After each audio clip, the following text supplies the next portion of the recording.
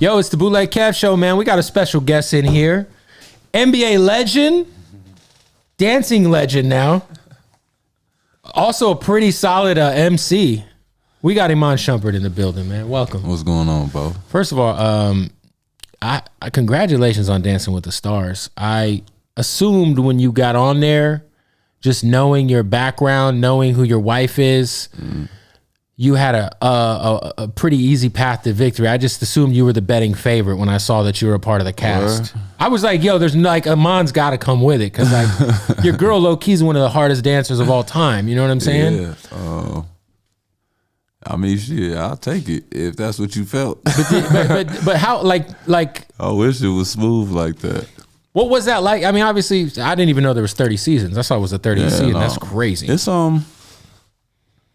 It's a competition show. Like It's not a. I went it with the assumption that I was finna go in here and have a ball and just. It was gonna be fun. It was gonna be light. Be dancing for a couple of hours. You know what I'm saying? Whatever. And it's pretty hectic after a while. I don't know. It was like I damn near didn't want to do it. You know what I mean? Like you get. It's like this is more work than I thought. You just get exhausted with doing every dance that you don't know. You know what I'm saying? Like it's one thing to, be a kid and learn how to walk once, man. But it's like if somebody tried to teach you how to walk 10 different ways. As a 30-year-old, you looking at them like, hey, bro, this looks better and feels better, so I'm gonna do this. Like, you know what I mean? Like that's what your mind wants to say, and it was just like all the small technicalities. It was just like to get my habits to break.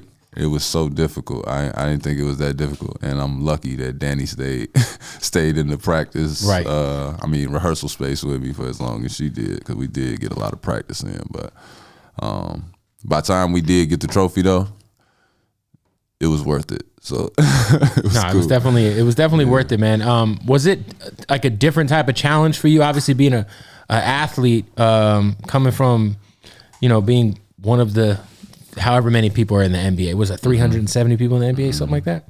What are the 370 best athletes in the world when it comes to basketball to go into the dancing world? Like how much of a different challenge was it for you? It was huge. It's a big adjustment. It's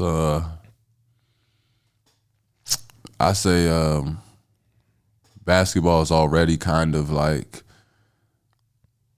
poetry in motion, so to speak. Like you have to make smooth movements with your athleticism, and I think that was like my biggest advantage when the weeks progressed. It was like Danny started leaning on what I was good at. We started doing lifts. We start just doing things every week that we start calling them moments. But it was like we would have these moments that you feel something. You're not really just watching the show. Just sort of like the us thing. It was like people felt that shit. Like they felt like we was really in the movie. Like we was really trying to remind them of the movements and play on the tethered version of ourselves. And it was like doing that, I think, really boosted us. But the adjustment from basketball to dancing, I think basketball is already pretty much like we got to do. It is kind of like dancing, right? Like I'm doing the ramba and it's like this. I'm like, that ain't nothing but a finish over the left hand. You know what I'm saying? That's a finish, or that's a reverse. That footwork is me getting around a screen. You know what I'm saying? Like it's similar. It's just I gotta make it fun. So I'm like running around the rehearsal space like, okay, Euro step here, 5, 6, 7, 8. Okay, that's, you know what I mean? Like that's how I was remembering. I'm sitting here telling myself basketball terminologies as the footwork. I also feel like just as a person, like you've always been like naturally evolved into like the space of like art in some way, whether it's being an artist or fashion. And I feel like the dancing shit, like I said, it kind of goes hand in hand with all that shit. Especially considering, like, again, Teyana is the GOAT. You know what I'm saying? Like, so it doesn't hurt, right? I mean, that's what I've been doing my whole life. Like, if I wouldn't have went to the league, I wasn't gonna sit on my ass. Like, I wasn't gonna be, you know what I mean? If something ever went wrong with me in my life, like you see people checking out early. It's like, if I ever checked out early, how dare I not try? You know what I'm saying? Everything. Right. As far as every competition I'm offered to be in, every opportunity I'm, you know what I'm saying, available to take on. Like, why wouldn't I take it on? Like, when I got the Dancing with the Stars call, it's like, yeah, normally. Of course. And then you see, I mean, no. And by the way, Jerry Rice was on Dancing with the Stars, like some of the greatest. Like, I mean, Emmett Smith. Yeah, Floyd was on there. That's what really threw me off. I'm like, Floyd was on there? I don't even remember that. Exactly. That's what's crazy, yeah. Exactly. 30 seasons. When I saw that, I was like, there was 30. Yeah. How old am I, bro? And it's like, you go there, you watching, and they like, yeah, the football players usually do way better than you guys.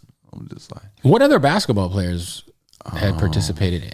I feel like there was Rick Fox, Lamar Odom, Clyde Drexler. Okay. I just saw Rick Fox in a movie that I didn't know he was in recently. I don't remember which one, but I was just watching some movie from like the 2000s. Man. I was like, is that Rick Fox in this? Hell yeah. I have to tell you this. I'm a Phoenix Suns fan, but I am also, the Suns have been in a dumpster fire until, recently. Mm-hmm. So from like 09 until recently, just whatever team LeBron's been on has been my team, outside of the Suns. But you see, I got Charles Barkley up there. But I haven't had more passionate, screaming conversations with other grown men about.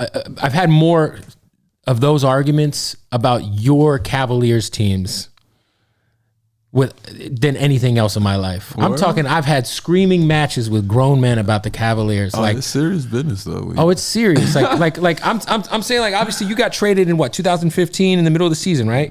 Or was that before? You talking about to the Cavs? To the Cavs from the Knicks.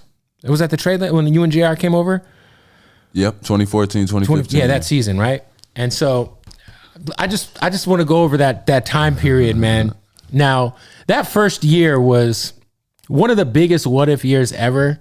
And every time I argue with a Warriors fan, like this fucker right here, my producer, I always just think about like that team. And we always see the meme of like what the Warriors had as their starting five and who the Cavaliers had as their starting five. Because Kevin Love got injured. Mm-hmm. Kyrie was out, but still took it to 6 games. I think it was Matthew Dellavedova was starting at point guard. Were you starting at the 3 or the 4? I think you were starting at the 3. We don't even have position. Tristan Thompson, Mozgov. What do you remember about that series that, a lot of people had said LeBron probably should have still won the finals MVP? Obviously, Iggy ended up winning it, but that was such a hard-fought series, man. Like, what was that like kind of coming from the Knicks, from like, a team that probably fell short of a lot of people's expectations, and then just going straight to the finals that first year? What was that experience like, man? What you mean? Like, what do you mean instead of going? I mean, like, you get traded, and then that first year you're in the finals. Oh, well, make no mistake, Phil traded us and wasn't supposed to trade us, Joe. Like, we'd have been cool over there in New York, Joe. Like, we still would have won some shit after a while. We just wasn't together long enough. They just broke us up, Phil. I don't know what you was doing, Phil, but that was incorrect. But shout when we did, Phil Jackson kind of fucked the Knicks up for a few years, for sure. Yeah, shout out to you for that, bro. But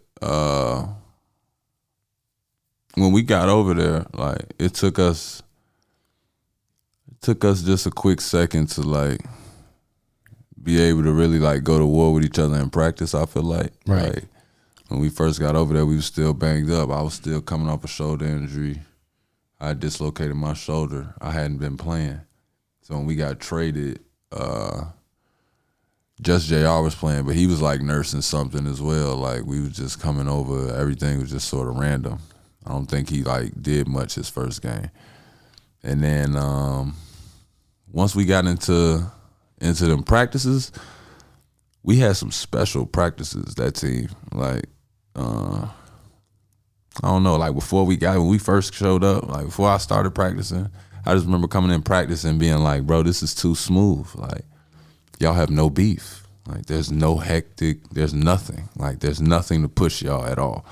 And that's what me, JR, and Mozzie, that's what we was like, that's what we on there. Because y'all got Kyrie, LeBron, K-Love, and Bron. Yeah. So it's like, it ain't like it's gonna be many basketballs being passed around. You know what I'm saying? Too crazy. So we just sort of brought like a toughness and a swag and a fun. You know what I'm saying? Like, I feel like damn near they was scared to celebrate a 3-pointer. You know what I'm saying? Like, if you watch them, they was just like regular, like, yeah, good job. Yeah, it was just like great guys. Like, yeah, dog, good, like good play. Like, and then when we got there, we was just like, yeah, we don't do Brought that. some swag. Yeah, we just so like, yeah, we coming from New York. We just, you know what I'm saying? Like, we're used to giving that showman. Like, our crowd like that shit. Like, we point at the crowd and start talking shit. New York love that shit. I'm like, y'all just gonna have to get with it over here. Like, I don't know what y'all got going on, but we not doing this quietly. Like, that's what we brought to the team. But it was like marching through that and seeing Bron. Like, once we lost Kai and he halved his knee. Cause quiet is kept, bro. When that missed shot came off in game 1, if I throw that mob back in, it's a different series. Cause Kai never halves his knee. You know what I'm saying? Like, I think if Kyrie plays that series, that went into overtime. No, he did play that series. No, what I'm saying, but if he plays that full series, oh, that's what I'm saying. If he plays the full series, I think you guys win. If I hit that, over. And then basketball's different forever. Because y'all wouldn't be running around here shooting all these threes. My man wouldn't be over here shaking his head all confidently with this Golden State shit. KD probably come over there and play with us as opposed to them because we won.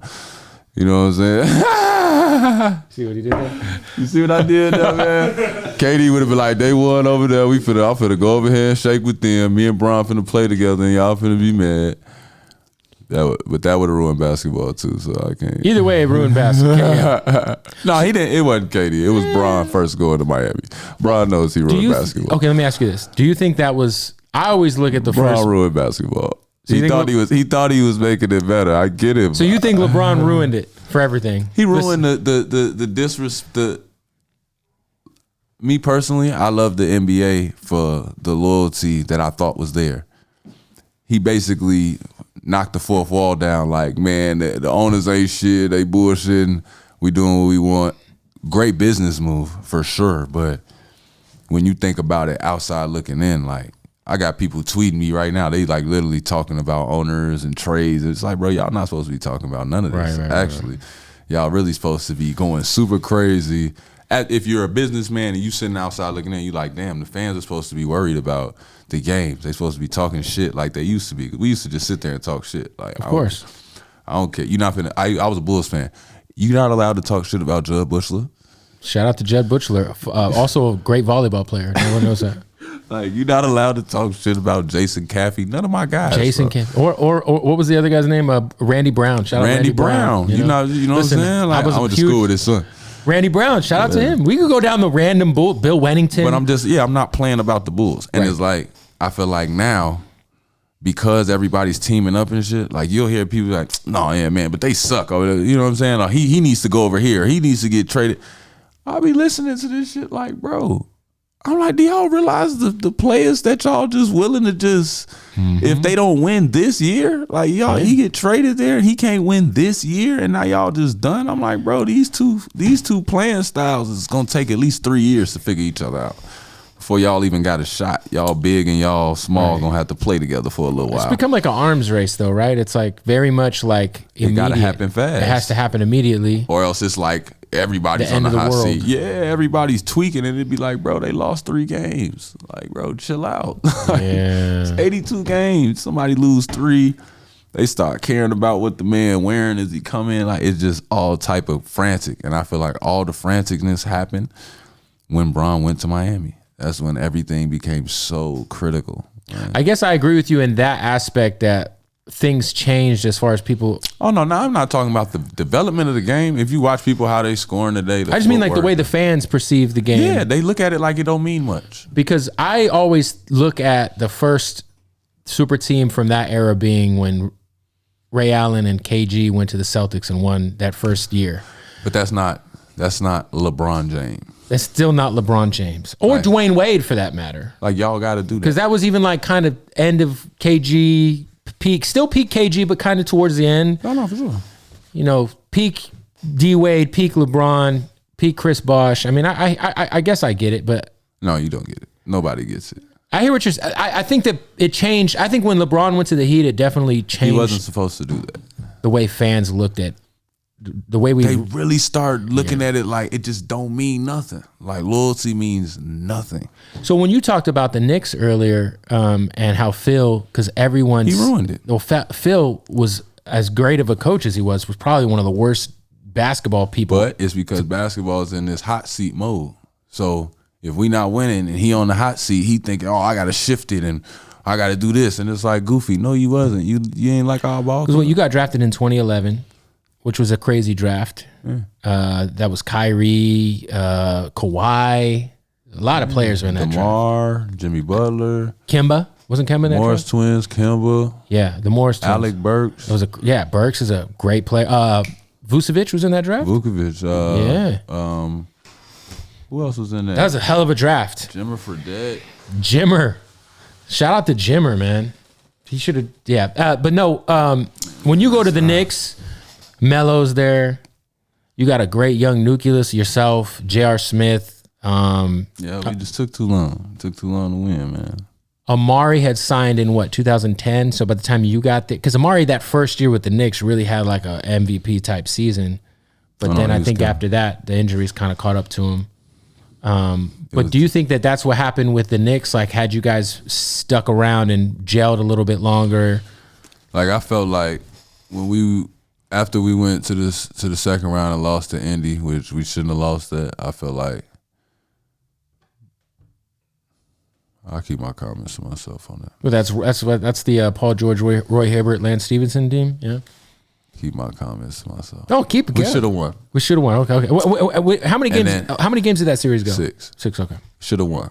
And coming off of that, I'll never forget working out, doing all this other stuff, and we getting ready to report back. Novak gets traded. And I'm like, what the fuck? Like, once Novak got traded, it was just like, what are we doing? Like, why do y'all continue to, like, it was like, it just seemed like we're just doing stuff to our team to just to do it. Yeah, like. Because Novak was like a knockdown shooter, good role player. But it was perfect for our ball club. Right, like a perfect fit. Yeah, I could drive right whenever I want because nobody's going to help off Novak. Right. I'm going to dunk this. Mm-hmm. Anybody got an issue with it? Like, bring your man over here, Novak, that counts for 3. Either count by 2 or count by 3. Yep. But if that's how I felt. Pick your poison. But we all knew each other. We had a vibe, an energy together. And then it was like, yeah, Novak's gone. Meet Andre Bagnani. And it was like, now we got Drea just in an uncomfortable position because he's like, if he don't gel, now it's like, why we trade for you? You know what I'm saying? So now it's like a weird energy on him. Also, it's really because we just miss our dog. Also, too, Bargnani was like in a weird position too because that was like, if it didn't work for him there, he's definitely a bust. Like, shit, you know what I mean? And then he was, you know what I'm saying, nervous with the injury stuff. It was just a lot happening that it was just like, bro, we had a nice thing going and I ain't understand why it got tampered with, but who am I, bro? I'm trying you were there during the Linsanity shit, right? Mm. What was because I feel like that was like a really one of the more awesome random things that have happened like in basketball in a long time where you like think of this guy who just he went to Harvard, right? He went to like an Ivy League school. I think he went to Harvard. He went to one of those Ivy League. He went to Harvard or? Yeah, he went to Harvard. Him and Landry went to Harvard. Or is it Shamit went to Harvard too? No. Landry Fields. Oh, Landry Fields. Huh? Wichita State, she said. Landry Fields? No, he didn't. I don't know.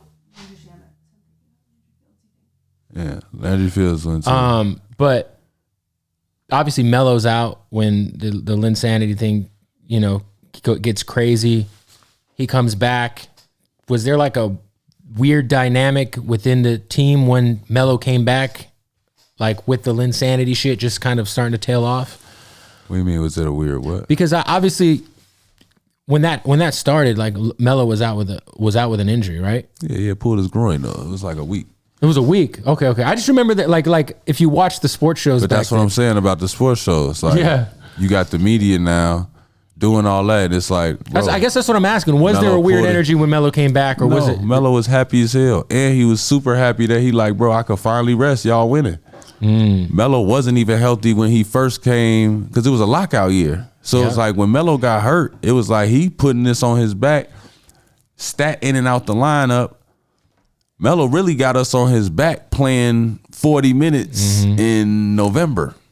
You know what I'm saying? Like, to where it's like, I didn't understand it back then, but it's like, bro, the vets ain't supposed to be that heavy on their knees right now. Like, right. We're supposed to wait till we get to the meat and potatoes of the season. But you think that's what everyone would always get on LeBron about that? Like, in the beginning of the season, he might take some possessions off, or he might, you know what I mean? Like, but it's like, yo, it's the end of the season is what matters, right? Hey, man. Especially if you're a veteran. Melo was dealing with that type stuff, and then he sat out and he was happy because he actually got some rest. He actually had some real, like, when he came back, the issue was never with Jalen. He was bumping heads with D'Antoni. The style that Jalen needed was basically putting Melo in a messed up spot because he's like, I'm kind of, you putting us in something that I'm sort of like ruining his possessions at time. Cause you know what I'm saying? We're playing two totally different games, but you trying to put us on the court at the same time. Like, it's not working out. Like, Melo's thing was, when that man come in, when we need him for a stretch to do X, Y, and Z, let's run the offense this way, right? And then give me a break right here. And then, you know what I'm saying? And it was like, they just weren't, I don't know if Melo seemed too controlling, because Melo usually don't say much to a coach. You know what I'm saying? But yeah. And D'Antoni, from what I understand, like, again, I'm a Suns fan, so 7 seconds or less era. You know, exactly, which is why it was like Melo understood, like, this is what you like Jalen coming, quick decisions happening, woo woo. But he's like, gee, I'm just not. You're not that Nugget. guy. Yeah, I'm not Carmelo from the Nuggets. Right. That's trying to 1 foot on the breakaway all day long. Like, he like, just a lockout year.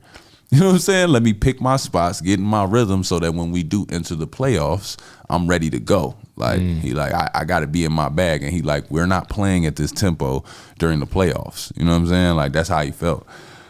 That makes sense. So it's like, when they start bumping heads, it was like, yeah, media's going crazy. Everybody's tweaking. Oh, we need to make all these changes and shit. And it's like, in all actuality, bro, we playing a game like every other day. Me and Jalen don't know shit. We just winging it. You know what I'm saying? I'm like, bro, I had a good rookie season strictly based off me loving basketball and just being like, fuck the other side. You know what I'm saying? Like, that's the only reason. Because you finished, like, I think top 5 in Rookie of the Year voting, right? I tore my knee up. If I would have torn my knee up I wouldn't have torn my knee up and had a good playoff stint. I would have felt way better going into my second year. But it was like, literally every year in the summer, I had to get some sort of surgery. We always hear. I had 2 years in the league where I didn't get a surgery in the summer. Yeah, you had a lot of. I feel like annoying injuries were always kind of like a thing that plagued you throughout your. It ain't plagued me. That's just basketball, right? Well, it ain't basketball because they don't do it. That's like how I got paid, because it's like, for some reason they act like they can't run through a screen and deal with whatever come with it. And it was like, I never really cared. I'm like, charge it to the game, bro. That's war. You know what I'm saying? Like, that's how I be feeling about it. Like, yeah, I'm limping the next day and shit, but it's just like, charge it, bro. You know what I'm saying? Like, I just be looking around the league and seeing, like, when guys die on screens or they chasing a guy down, it's like, bro, you know you supposed to dive on that, but they just don't want to do it just in case they was to get hurt, because they can, in the game, they could, I done seen Mars that in the game, they could remember, like, don't do that, you can get hurt. Got to finish with 15 points. And I'm like, bro, I can't remember that in the game. I have no clue how many points I have. I don't care.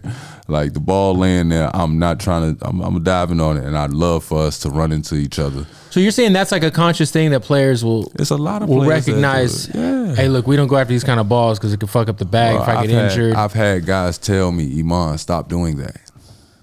Why are you doing that? Like, what are you doing? I'm like, bro, it's a loose ball. They like, damn, you have no chance at that rock. I'm like, bro, in the middle of the game, though, like, who's going to tell you? Yeah, you're not going to stop it. Like, in the championship, you're going to go for it too. Of course. You know what I'm saying? It's like, gee, I think I could get to that. Like, that's how I be feeling. Like, I think I could get to it. Like, so I'm going to try it.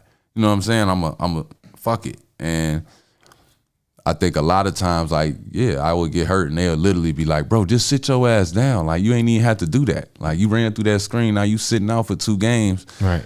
Like, why do you keep doing that? And I'm just like, gee, like, sometimes I be feeling like this is the 3 that's going to decide the game. Like, I don't know why I'm like that, but I just am. I'm like, bro, he can't have it. I don't want him to have it.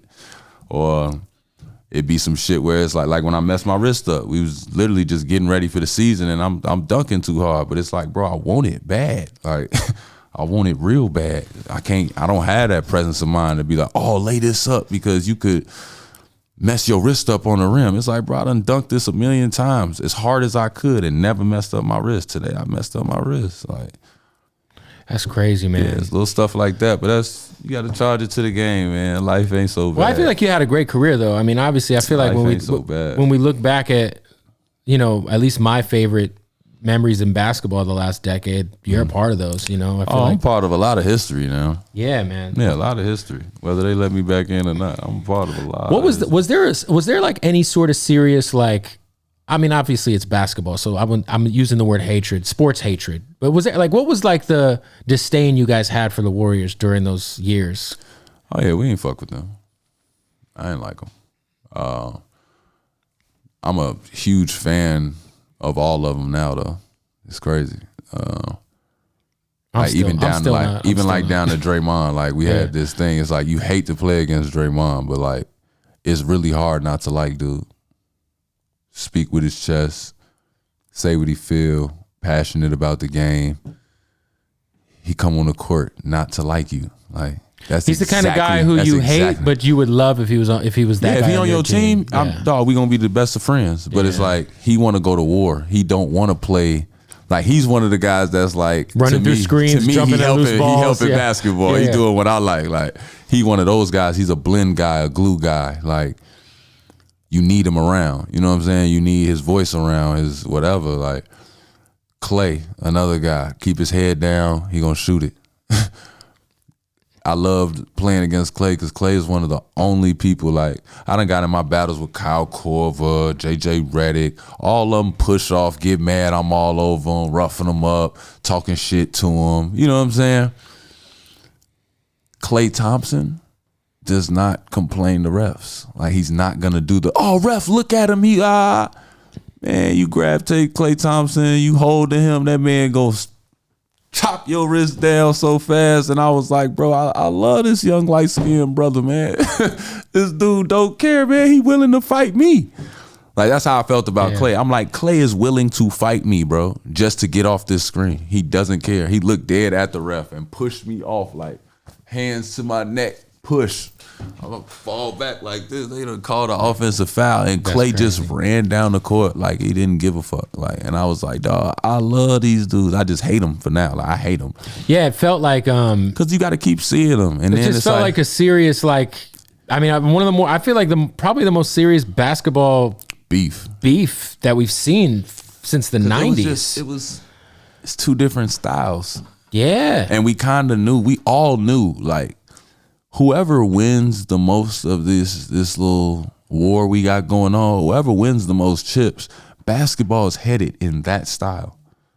That's what was scary about, like, we knew it meant more because we like, bro, like, the kids are going to either continue to go to the post and want to shoot fadeaways, or they going to think this shit okay. This shooting this shit from half court shit. Like, we was talking, we've been talking about this shit. Like, I remember me and Switch, like, man, he want to shoot that shit from 40. Let him shoot that shit from 40. Fuck him. Like, that's the conversation me and so hey, Switch, man, fuck him. He want to shoot that shit from 40. Let him shoot that shit from 40, dog. Shoot that all night, nigga. Like, that's how I'm feeling when I'm really on the court. Like, yeah, go ahead. Let him. Bro, I wish you would. Pull that, bro. Please, before we can run this down y'all throat. Like, please shoot that. Yeah. That's how we felt about it. Till this little motherfucker start making it. Yeah. But it's like, once he started making it, now T. Lou looking at us at the drawing board like, hey, y'all gonna get out there? Shump, what we gonna do? You shocked? Yeah. You shocked he making it now? Like, it got to that point. It's like, bro, when I think about it now, I'm just like, bro, I keep saying basketball changed. Like, they ruined it type of thing. But I'm like, you ruined the version that I like. I just feel like it's just the version I like. When you really think about it, pound for pound, how basketball is today, it's scary how good they are. This is true. I feel like there's more good players now than ever, as far as like skilled or just like all-star level. They basically literally weeded out the other stuff, like the blended stuff. Like, well, if you think about some of the guys that used to make all-star teams, there was guys that used to make all-star teams in the 90s that you'll look back at some of the all-star rosters in like the early like 90s and you'll be like, yo, he made an all-star team? Like now it's like the people who what are you talking about? I mean, like sometimes you like I'm not talking about I'm talking about like early 90s. Like I think I saw Terry Cummings was on an all-star team.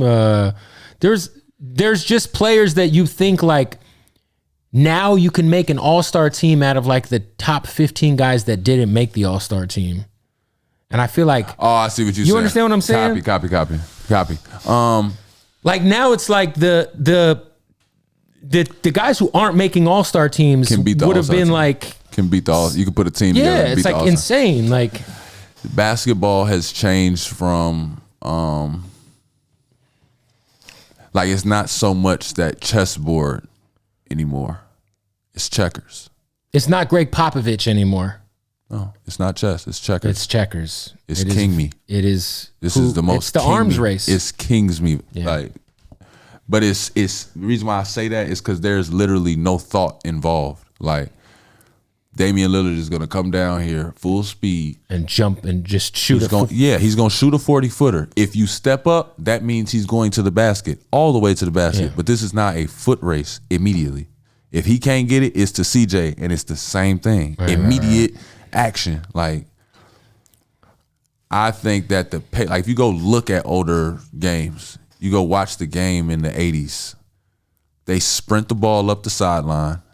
They throw the ball to the corner to flatten the defense. They throw it back up, and then they throw it into the post. Into the paint, yeah. You go to the 90s. They took that same formula, except they threw a shooter into the corner and then tossed it straight down to the post, and the post didn't have to be a big man. But it's all to fuck up the rotations of the defense. Right. Now, the fuck up is they bring in a ball screen. They're not even going to the corner to flatten the defense or throw it in. They're keeping you way out.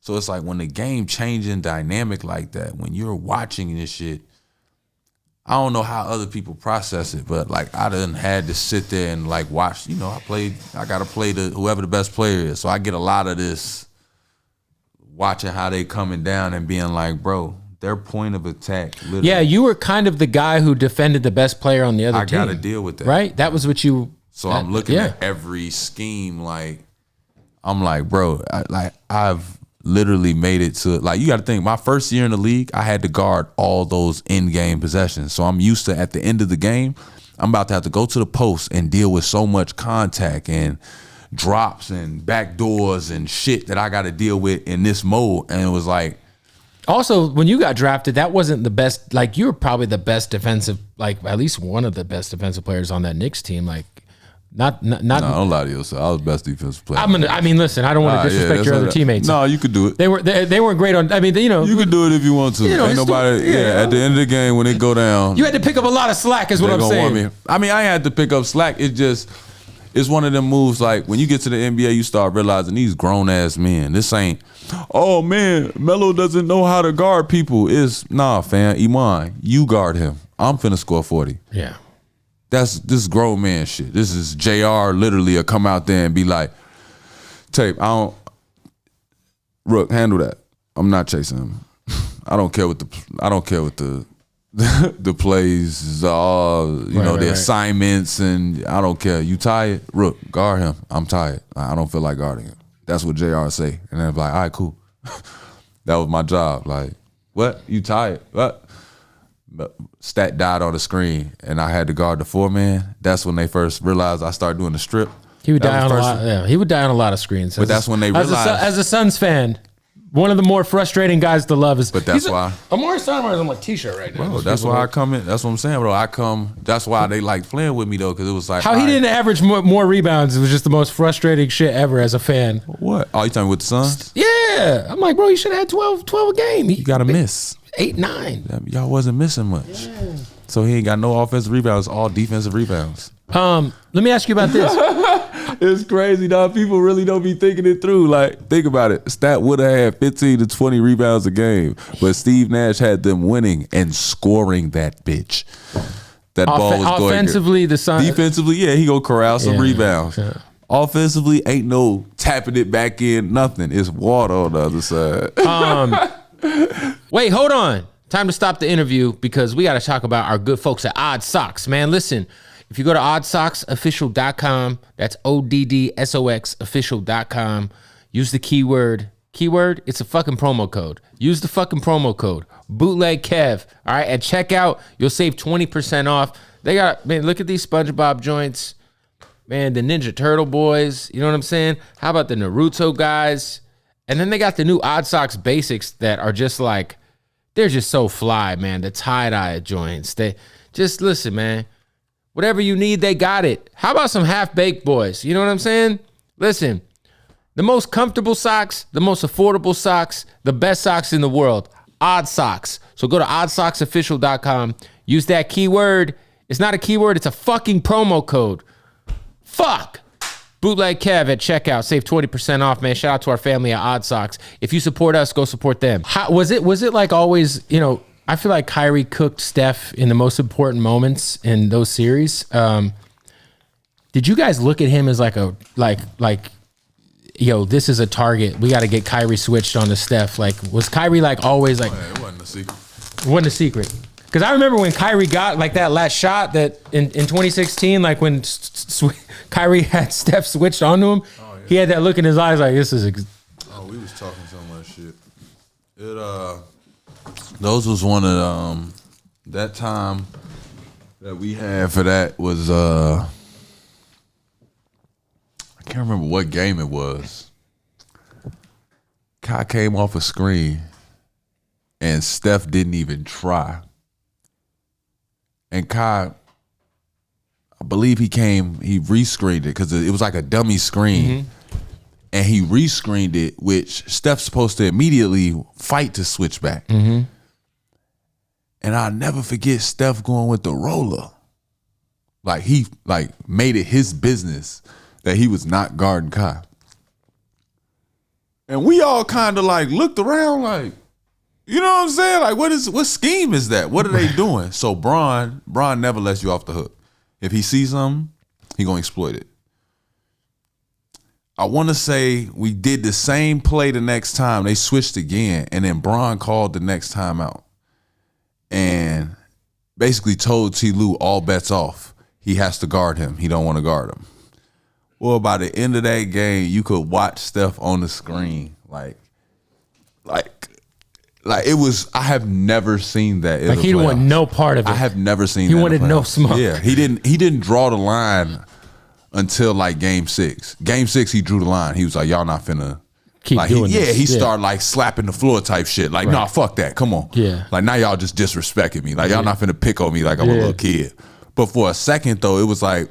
Because I had never seen somebody do that unless it's like you got 5 fouls and you can't touch somebody. Like, that's one thing. Yeah, that's one thing. You're protecting yourself from Bro, staying he in the had game. like 2 fouls. And he's just like, it's the fourth quarter, and he like, yo, somebody come get. You know what I'm saying? Like, you could tell he just was like, man, bro, I don't know what to do with him, and we need to stop right now. So he just wanted somebody else on him. But then when we start picking on him, like he starts seeing like everything is for like either you're guarding Kyrie or you're guarding LeBron this play. But you're gonna play defense. You're not gonna have no legs for the rest of this series. That's what we was on. And then with Clay, it was just like I was just trying to beat him up as best I could. Yeah, Clay, you got to do what you can do, right? Man, it was like we just gonna keep on pressing at Clay and keep on doing as much sprinting sidelines as we can to keep him dealing with back doors and having to stay disciplined. And then with Steph Curry, you're now gonna guard LeBron. Like you're gonna use your turbo every possession on defense.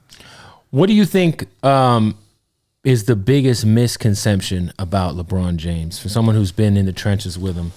He's my favorite player ever. So like, you know, I kind of feel like he gets a lot of he lost in the finals. That's why people have that stigma of him.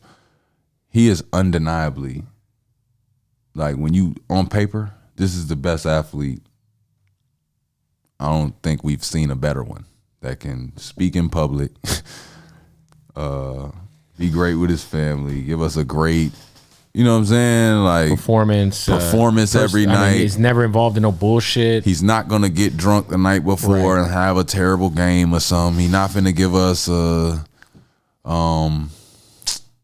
some like dirty plays. Like the worst thing we had against LeBron was like, bro, why are you flopping? And literally he started flopping because he like, bro, I got to get these free throws. If these people getting free throws, like he like, bro, I'm really getting hit. So he like, I'll sell it for you since they can't see it because I'm so strong. Y'all can't see me getting fouled. So I got to go like this to show y'all he just raked my arm. But it's like, besides that, bro, Bron has gone out here every night and played hard. Of course, he going to have his times he take off a day or two, whatever. I get it. You get tired. But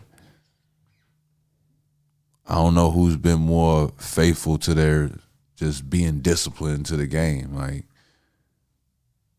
Bron knows every scheme, knows every coach, knows every player. He knows players in college. You know what I'm saying? Like, when we talking about shit like this, he's put together an amazing body of work. I'd say the misconception with him is that them losses came from a lack of what he's capable of, and it's not. It's I think his losses is just his style.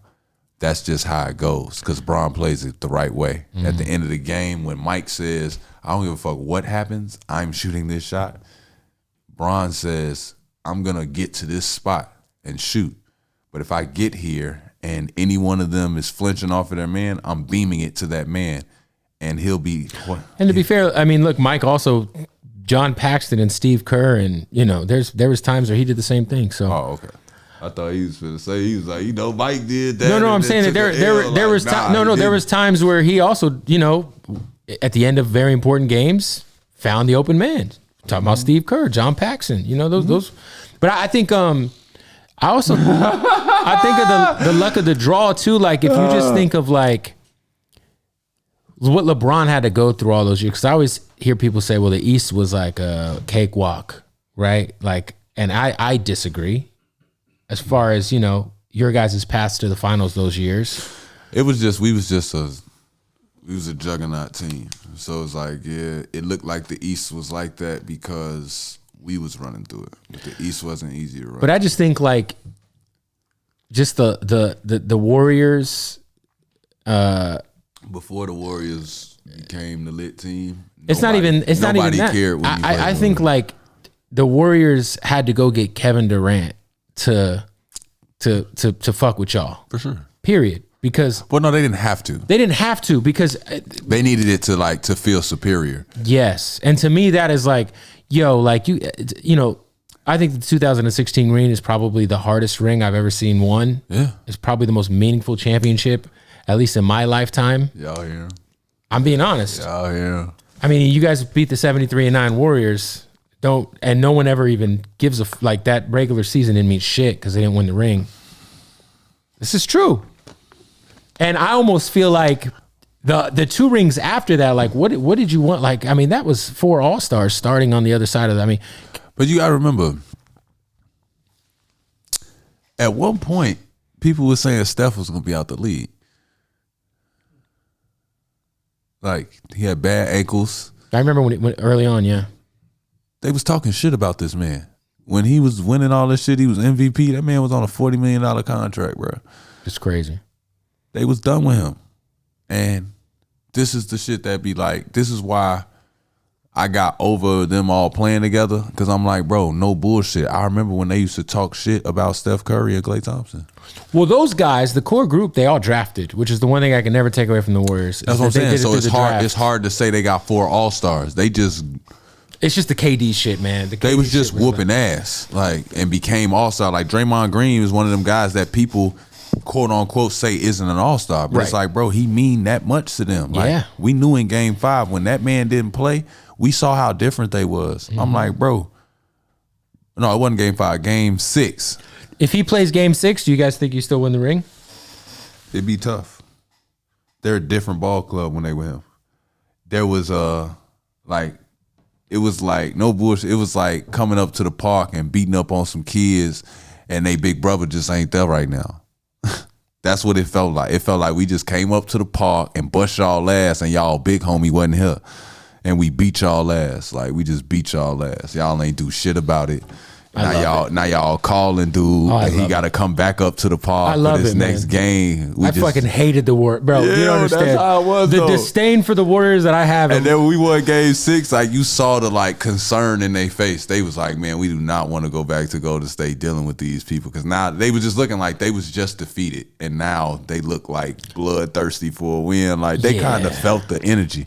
But the cool thing about that whole shit, like, I don't think we would have known that. Like, Draymond, what did he do? Hit Bron in the balls? Yeah, he kept flinging his leg. Like, it's crazy. Everything happened for a reason. Because it's like, bro, we would have never picked out how important Draymond was. Well, also, if we do the what if game, Kyrie is healthy in 2014, 2015. You guys probably have that ring as well. Yeah. If we're playing the what if game. And then KD would have came to the Cavs. Oh. Shout out to Kevin Durant. I met him with. Look, I know K gonna be OB for this. I gotta shout out to KD because he gonna be OBG. I have the one K with the K over there. I have been KD at a certain point in time was I really liked the Thunder when they were young, and then I as a fan. This is fan hate. I definitely had a lot of fan hate for him when he went to the Warriors. Yeah, everybody did. And me and Freddie Gibbs went over to his crib last year, and he was the nicest dude ever. And I had a Rex Chapman throwback Suns jersey on. We talked about my jersey. He was the nicest dude. So I had to call my homies and be like, "Yo, man." But K's not sensitive. Like, are we sure? He's got the burner. He might be sensitive to the general public and shit. Right.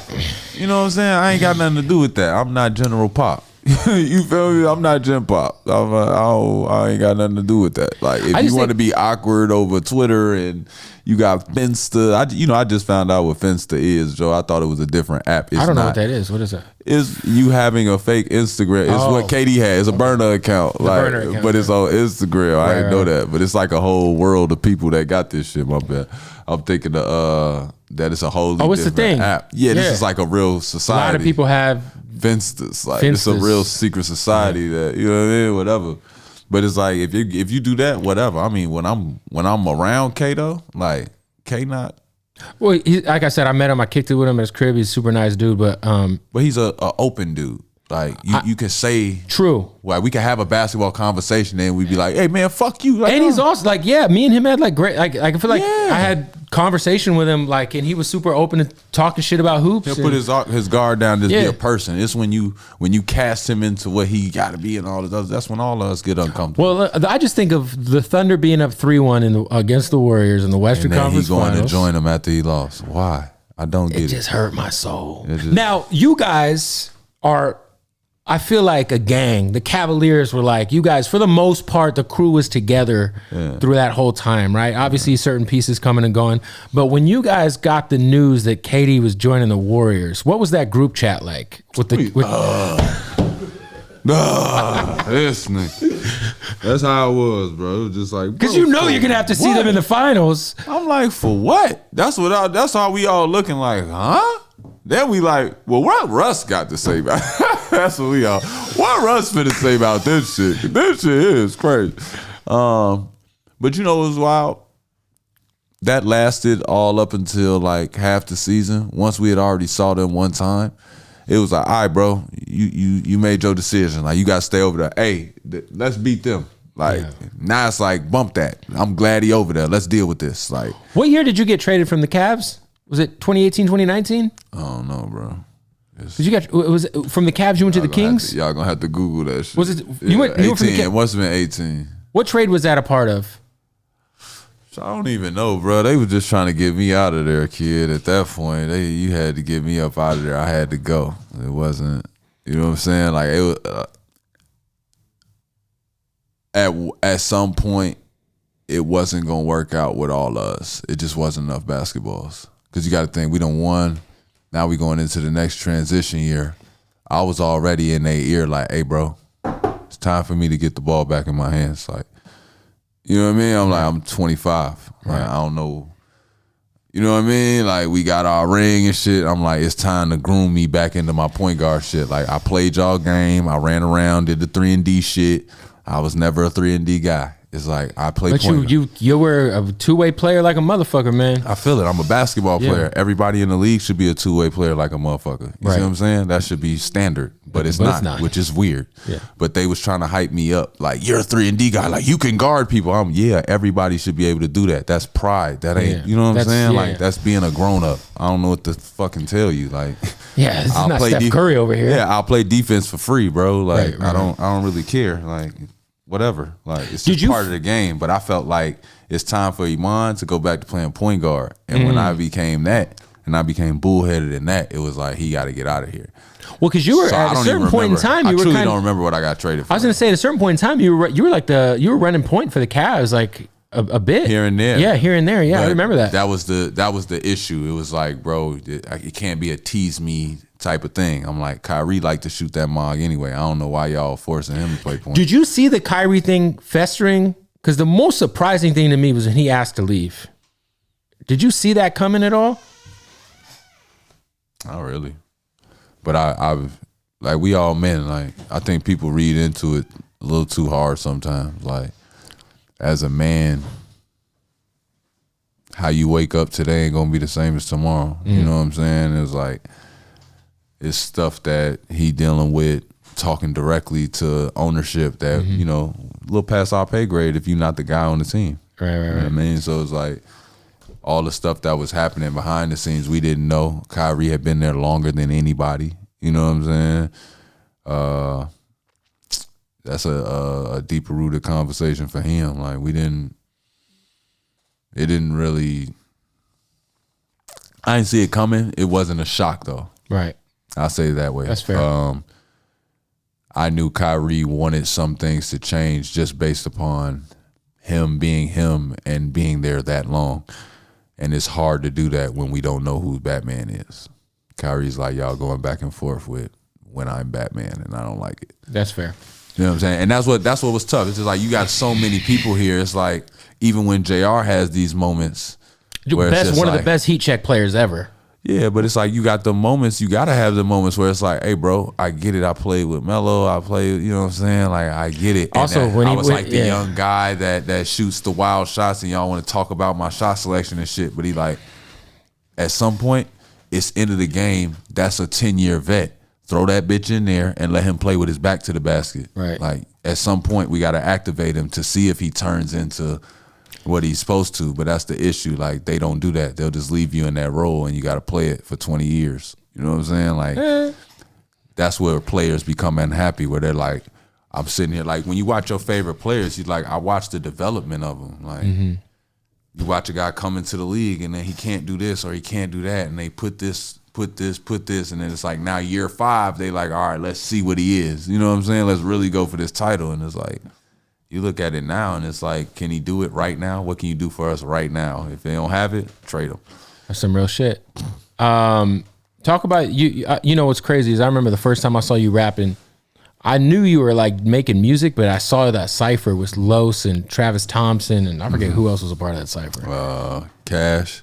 Yeah, Cash, it was. Was it BT? Was it 2018 Cash or 2019? And what's my boy? Who else is in there? Who just said? You already said Los. Yeah, it was King Los. It was Travis Thompson. It was you. It was, you said Cash Doll. I'm forgetting somebody. I'll come back to it. But I remember seeing it and being like, oh shit.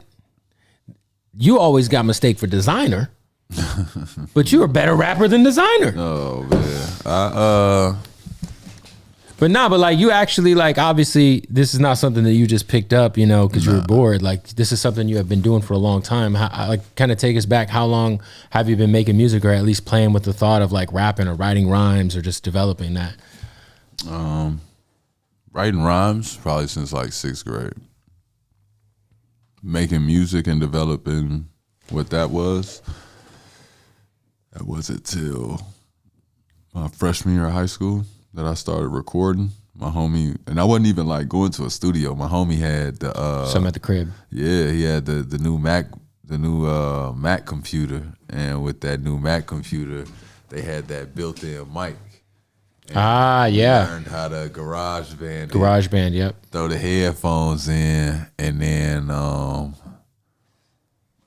he would put the little blanket up to cancel the noise. And I mean, this just still didn't sound all the way great, but we was selling mixtapes. Like, I was in high school selling mixtapes, along with other things. But I would package everything together and get it out to you. And it was it was a vibe, man. But that's when an eighth of weed and a mixtape. You hear me? But it's like, I know you gonna listen to it now. But it's like, I was doing mix CDs, so I was bootlegging everybody else shit. Bro, me too. That's how I got my name, Bootleg Kev. Literally, I was just fucking burning CDs and taking them to the swap meet. Yep, I had the 2 CDs, all the dual Gangsta Grills and everything, all the Southern Smokes, everything, and all the G Unit radios. I had a folder with each mixtape cover. I just took a little you find it online, print it out, and then put all them shits in like this binder and shit. No, I would go to, and I have like 8 versions of the CD stacked on top of each other right behind that album. And I literally wasn't even like, you wouldn't even get the CD case sometimes. You just get the CD. Get a piece of paper. I used to go to Office Max. Piece of paper with all the songs. Like, put that in right now. And like, you ain't got no case. Put it in right now, dog. That's so crazy. Play this new card. I used to like go on the message boards and download all the mixtapes and shit and albums. Win Mix, Bear Share, LimeWire. And then I'd hit Office Max and buy the Slim Jewel cases. I had a little bootleg. I used to go shoplift the ink. Did you get the color coordinated cases? Yeah, the yellow. And but like, you know, I used to print all the covers off. My little cheap ass printer, and I would go steal the ink because the ink was fucking expensive. So I would go. I'd steal the ink cartridges out of the demo printers at the store. And then after school you can get them. And then I print the covers, and then I'd be at the swap meet every weekend slanging mixtapes, man. I ain't gonna lie, man. And DVDs too. So OPIF high school, man. Do you remember what the bestseller was? That was me cleaning them printers out. What's the bestseller? Like, do you remember which artist or which project? College Dropout. Wow. I've never sold so many of one project. For me, it was I've sold hundreds of Game, the documentary album. The documentary did well too. The documentary was moving, boy. But I was big on mix CDs. I always had at least like 25 requests. Oh, I used to do that too, where somebody would give you a list, and I'd be like, "Cool, $20, I'll go make the CD for you." Exactly. See, you was charging way more. I should have charged that much. My kids and my school, I would charge $5 per mixtape at the swap meet, $5. But if you wanted a custom mix, it was a dub. So if, like, let's say, I should have did that. Yeah. My custom mix was like, it was like $10. Nah, I'd be like, yo, you could get this, because I was really running them dubs. You could get this new DJ Drama mixtape or whoever's mixtape. But if you want me to put some shit together for you, it's $20. You know what I mean? Yeah, but the 20 was really for the, you know what I'm saying? For your time. Your party favor. Like, it wasn't. Oh, I see. What I'm saying? So the 20 was for the 8th. That's what I'm saying. Like, I was more on that, and then it was like, now it's 25 balls, 30 balls coming each time we dealing with a customer. You know what I'm saying? We killing 2 birds, 1 stone, but I'm getting my project out there. That's how I felt about it. Like, I'm getting my music out there. Like, but what was crazy was people really was rocking with it. Like, and at this time, you're obviously a star athlete at school, I'm assuming. Which is why they took it away from me. They made me stop. Because I wasn't, back then, I didn't know. Nobody made it out where I was from. I'm not. Where were you from exactly? Opal River Forest. So I went to that's my school. Opal River Forest is my high school. Okay. But I'm from Opal, which is, we border kids. So if you got Chicago, we are the town inside the city that's literally says, if you cross this street, you're now out of Chicago. But it's Chicago like a motherfucker. Right. See what I'm saying? But that's the cool thing about it, is because I get like people that be like thinking I'm finna be like this suburb kid. Like, I look great on paper. You know, on paper, I'm a great citizen. I'm an outstanding guy. And I think that it's cool as hell when you talk about the dynamic of selling these CDs and getting shit like that off, because it's like I got protected in the sense that I got like the suburb kids, the city kids. I got everybody in one because I was a border kid, so nobody really knew where I lived at. People was trying to figure it out. Like he all the way down here. He go to Oak Park. His grandma stay right here. Like it was like that, but it was like my clientele was just going crazy. And then I'm rapping and I'm freestyling, I'm doing all this, and I start realizing like people are really giving me a chance to do this, but I'm super flagrant in my raps.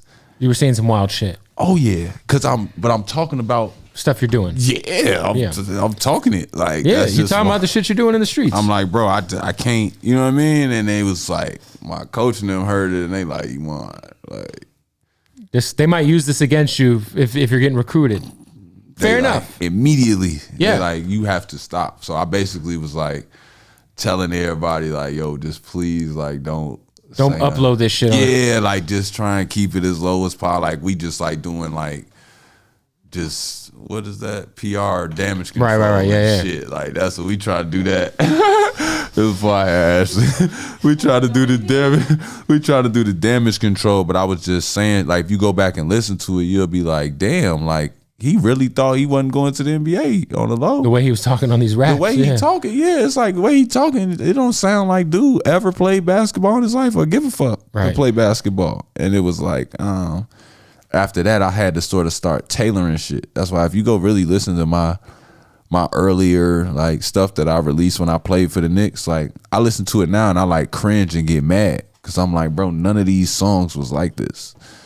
This is a bunch of take this out, take that out.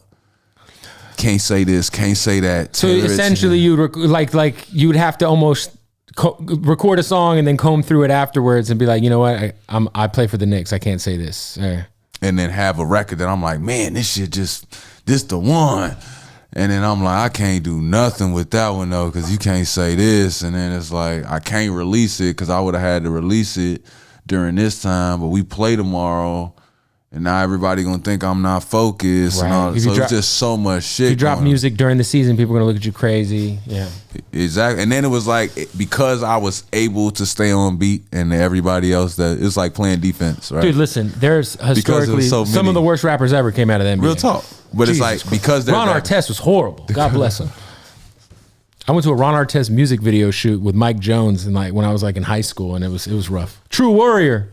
I remember his label, True Warrior. I was at the video shoot. Shout out to True Warrior Records. Oh, it was the Mike Jones reference to me, man. You remember that song? Yeah, Ron Artest and Mike Jones? No. Oh my God, it was bad. But I was at the video shoot. Why? It was in Phoenix. I was a kid in high school. They're like, Ron Artest is shooting a video on the South Side with Mike Jones. We're like, we in there. What? I swear to God, bro. Why was he in Arizona? Dude, I have no fucking Mike clue. Mike Jones is from Texas. No, he's from Texas. And this is peak Mike Jones. This is like Swisher House. 004. Yes. I'm like, we're going. It was at this record store called In the Groove Records, and we were hanging out. Mike Jones he shot the video inside of the store. There was a barber chair, and he's like getting his like fade while he's doing the video, and it's a Ron Artest song. I just looked it up on YouTube recently to see if it was still there. It's still there. Terrible. It's so bad. See, that's how I feel. Like when I go back and I listen to it, I'm like, bro, I could tell I'm like reading raps, not feeling them.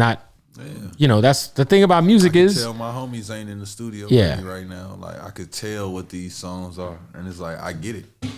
Like even when like I used to be like getting mad when Mons used to be doing the whole, they like, man, out of the NBA rappers, you know, I just feel like, you know, it's Dame and la and doing all this other shit. And I used to just be like, I used to low key be getting annoyed, like, cause I'm like, damn, bro, I should have just saved all my music and until just after. Dropped it now. Yeah. Even when I see stuff like when people bring up the best NBA rappers, they'll like play a song that I did when I was in like, it was like 2010, 2011 type shit. And they'll play that song and be like, who's the best NBA rapper? And I'll be like, bro, that's old. Yeah, like I'll be like, what's, you know what I mean? Is this to piss me off? I'm like, y'all trying to piss me off. Y'all steady starting threads and shit. I still think it's y'all play I still think y'all gonna play Dame new shit. Y'all play Shaq. Y'all play Shaq shit. I was gonna say I still think it's Shaq. Shaq no, went platinum. Think it's Shaq. Shaq went platinum and he had Nas and Jay-Z on a song together. Shaq was playing. What's the song? I don't know, but you see what I'm saying? I forget the name of it. But this is what I mean by about the rapping shit. Like, I feel like we all took an L until somebody's singing our lyrics. That's real. Like, music is about bringing us all. Can't Stop the Rain by Shaq, man. You still don't know it. You can't stop the rain. Come on, that shit was. I mean, that wasn't his part. It was a great hook, though. No, that's fair. I think Damian has. I think. Nigga, don't tell me about a sampled hook. Do you think he starts singing the sample? Do you think sing his part, my nigga? Do you think Dame has at least done the best job of like juggling both? No, I think Dame is a superstar athlete with the money to put behind it. I think the NBA is way more lenient with Dame doing stuff, like letting him perform for All-Star, doing all this, which I'm happy for him. I'm not hating. I'm just saying, if I was a rock star, like if I never played under Melo and Stat, and when I went to New York, it was just my shit, and I was the rookie that get to shoot it 30 times and do whatever the fuck I want. Right. My music it went different because it was like NBA can't say nothing. Or I'm selling his ticket. You might have been Kevin Knox, low key. No, I'm just fucking with you. That's the thing. I was just guaranteed. No sir. Like I had New York cracking. Like, no. I remember. It's like if we gon' let him shoot 30 shots a game to where it's like pressure or not, nigga, I'm shooting until I get in the mix. Like, right. Like in high school, it's like, bro, whether I'm having a good stint or a bad stint, I got the ball so much I could sort of get in rhythm. You can get in a groove. You know what I mean? Yeah. Like it was like if I had that, then it's like they would have never hit me with the he's not focused. Then it's like if I say a curse word or two, who cares, my nigga? I'm signed for $100 million. Like, yeah. Also, you're a human being. People cuss. That's what I'm saying. We're fucking grown ups here. And which I started to realize once I'm like 27. I'm like, bro, fuck y'all. I got a daughter. Like, yeah, like y'all not just gonna because tell me how to talk. I graduated from from listening to you motherfuckers. Yeah, like, it's crazy. Yeah. That's why I got to that point where I'm just like, bro, you think you like a better parent because you lie to your kid all day, like they don't close the door and talk about the real you. Like kids know exactly what you doing, bro. It's just whenever you gonna let them in on it. So it's like with me, I'm like, once I got to that point where I got daughters, it was just like, I'm gonna say what I want and sort of do what I want. That control is kind of gone, but I feel like it's helping my music. Like it helped people to connect with me if they know, like, dude, a lot like me. Like, I thought he was like this superhero that never makes a mistake and shit. But it's like, honestly, bro, who's rooting for him? Nobody wants to root for dude. The like goody two shoe ass. Like, man, I'm not rooting for him. I don't like him. Do you feel like now your music is in a place to be, kind of like the forefront of your focus as far as like, obviously, yeah, you got past. Yeah, I think at this point, it's got to be. It's the only thing it's literally the only thing that can never be taken. Father Time ain't gonna take this from me. Mm-hmm. It's gonna live on forever. Yeah, this Father Time just can't take my voice. You know what I'm saying? Well, Father Time can. I ain't gonna hit that for a longer time. It's gonna be a while before that happens. Exactly. Basketball, athletically. I mean, everyone has. I could still go out there and do everything I need to do and play the game, but it's like at some point that was gonna stop. So it's like I knew at some point I was gonna tap more into the art side of who I am. Mm-hmm. You know what I'm saying? It was just a matter of everything lining up, and I feel like right now, entertainment wise, music, it just is. People want to hear me tell my story. That's my favorite way to do it. What are the MCs, artists that are kind of currently doing their thing right now that you're actually like a fan of? There's so much dope hip hop that's out right now. My newest I'll say flowers. Handing out my flowers is Joyner Lucas. Joyner's fire. Best videos. It's the videos in decades. It's the video. I feel like he reminds me of when we grew up, we were watching Busta Rhymes and Missy Elliott and type shit. Yeah, and it's like we know what we're going or Ludacris. Remember Ludacris? We know videos. what we're going for them for. Like Joyner Lucas's videos they're so awesome. Well thought out. They're just amazing. He got a great team, and he could rap his ass off for sure. You got a great team. But I love that he doesn't hang his hat on if he has a club hit. 100%. It's like, I'm gonna give you content. I'm gonna build this organic fan base. Conceptually, it's dominant, and I fuck with that.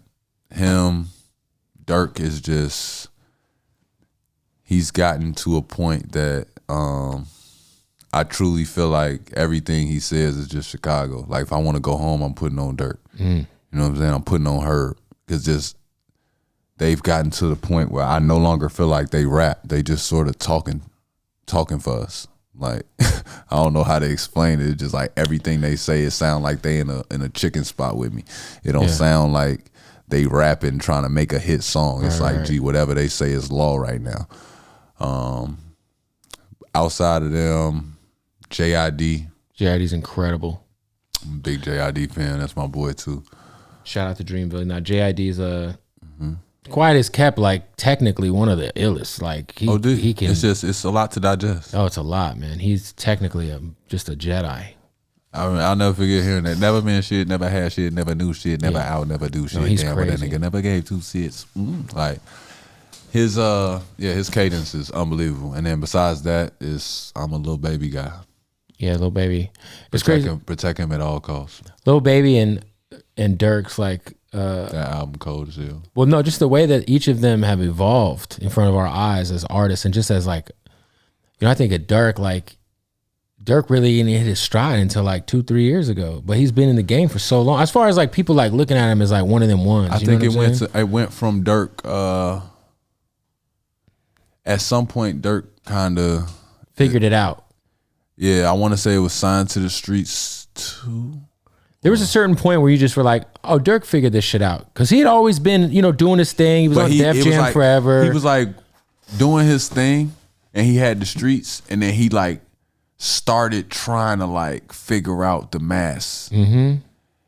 And at some point, it was like he got on a record and he started talking like he was older than everybody. And I was like, now you in. Yeah. Before it was like real young boy, let me show you my world. To me, that's how I took it. Right. And then at some point on Signed to the Streets, it was like he graduated himself. Like, no, I graduated, and now I'm trying to like telling y'all what happened. I think with Lil Baby, Lil Baby might be probably the most improved MC I've seen in a long time. Because if we think about like early Lil Baby, we would think like Lil Baby would openly talk about how Gunna would like give him tips on how to rap, and like he hasn't been rapping that long, And if you just think of like the last 2 years, he's like he's like one of the top notch like MCs, not just guys who make records that you could hear in the club or on the radio. Like this motherfucker can rap circles around 99% of the population. I think it's one, it's a little bit of this Lil Baby's energy. Like Lil Baby's like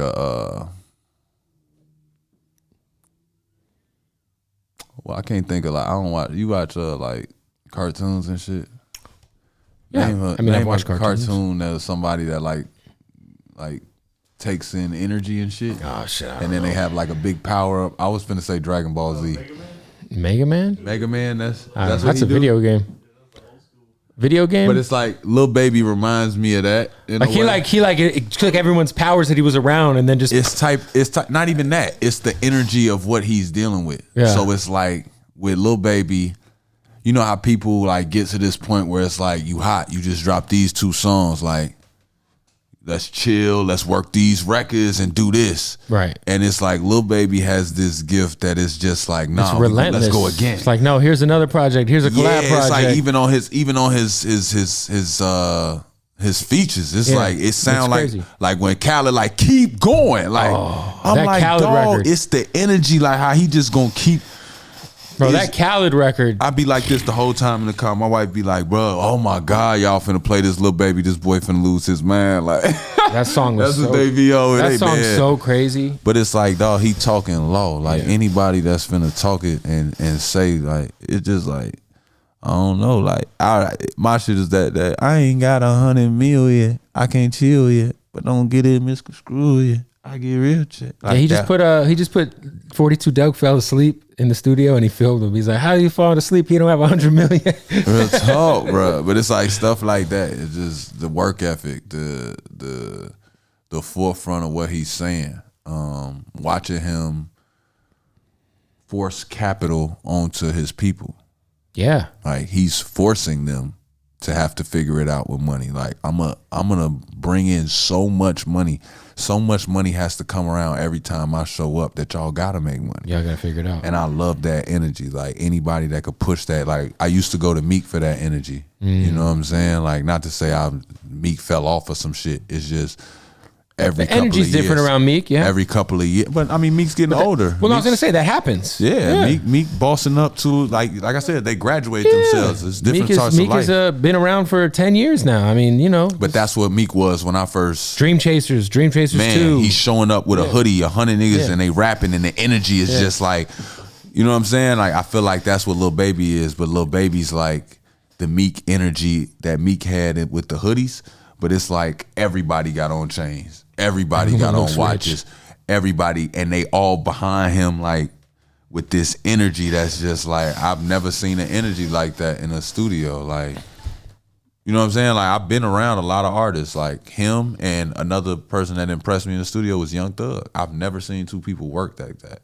Like, yeah, I think Thug's an alien from all accounts I've heard. No bullshit. Yeah, I heard he's like just no bullshit. And like I think I'm talking about, I've had people say in the studio nobody can hear what he's doing. Like the engineer has headphones on, he's in the booth, and you're just gonna hear it when he wants you to hear it. Yeah. Yeah. But he's in the other room spazzing the fuck out. He's also meticulous. Like he's gonna go in there, he's gonna do his thing, y'all gonna record whatever, then he gonna come out and he gonna grab the mouse and he gonna do some stuff himself. And we seen the meme.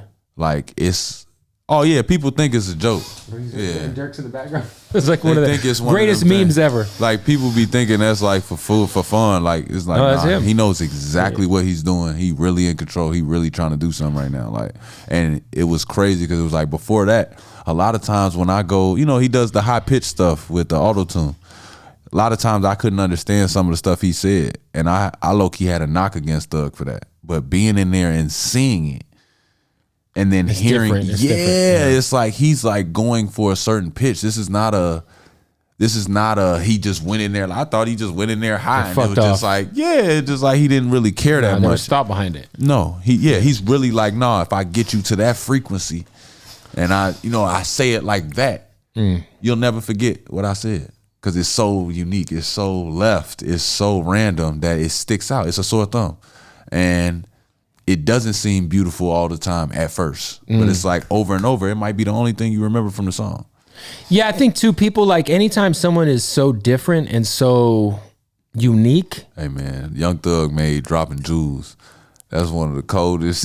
What I'm saying is like Thug is like the kind of artist who comes into the game and is so unique that like, people are supposed to be like, what the fuck is this? For sure. I mean, he just threw everybody off with the dresses and shit. And I think that's I mean, even think about Lil Baby. Like when Lil Baby first came out, people were like, what the fuck is this guy saying? Like, you know what I mean? It's just like anything that's great is initially going to come.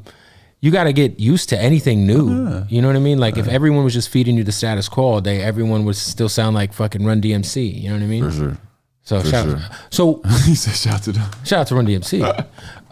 What music wise, what do you have on the slate?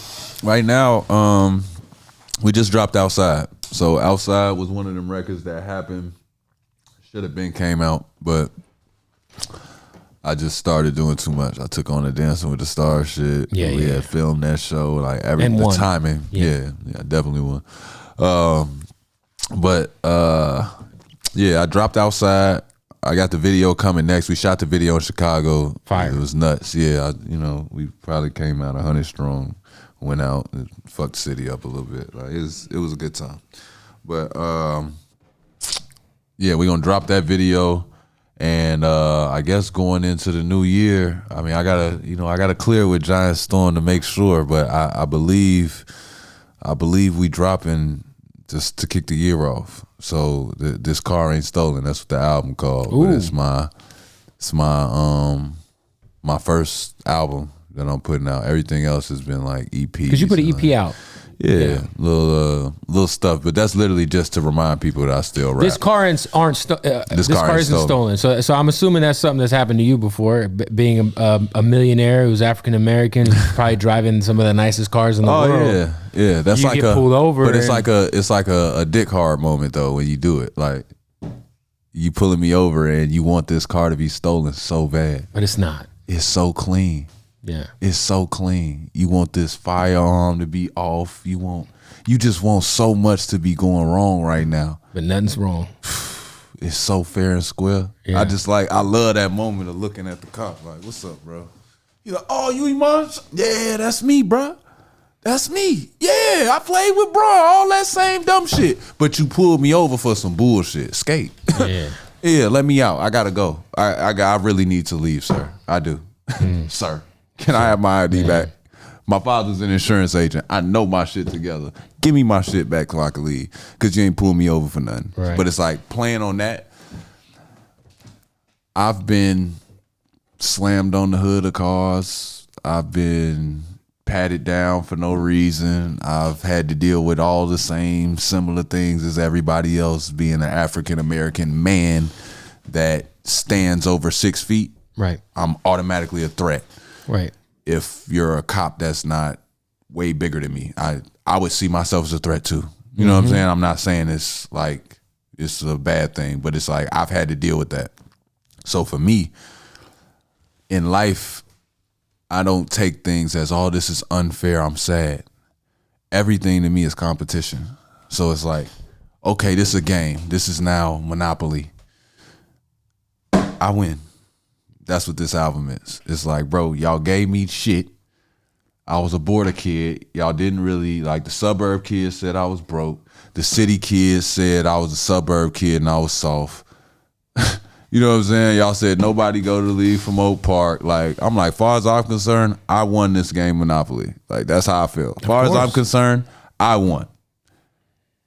Officer, you know what I'm saying? Like, officer, you just got to get better at the game of Monopoly, bro. But I didn't tell you to be an officer. You know what I'm saying? You could drive this same car if you work really hard and put that bitch in the hoop.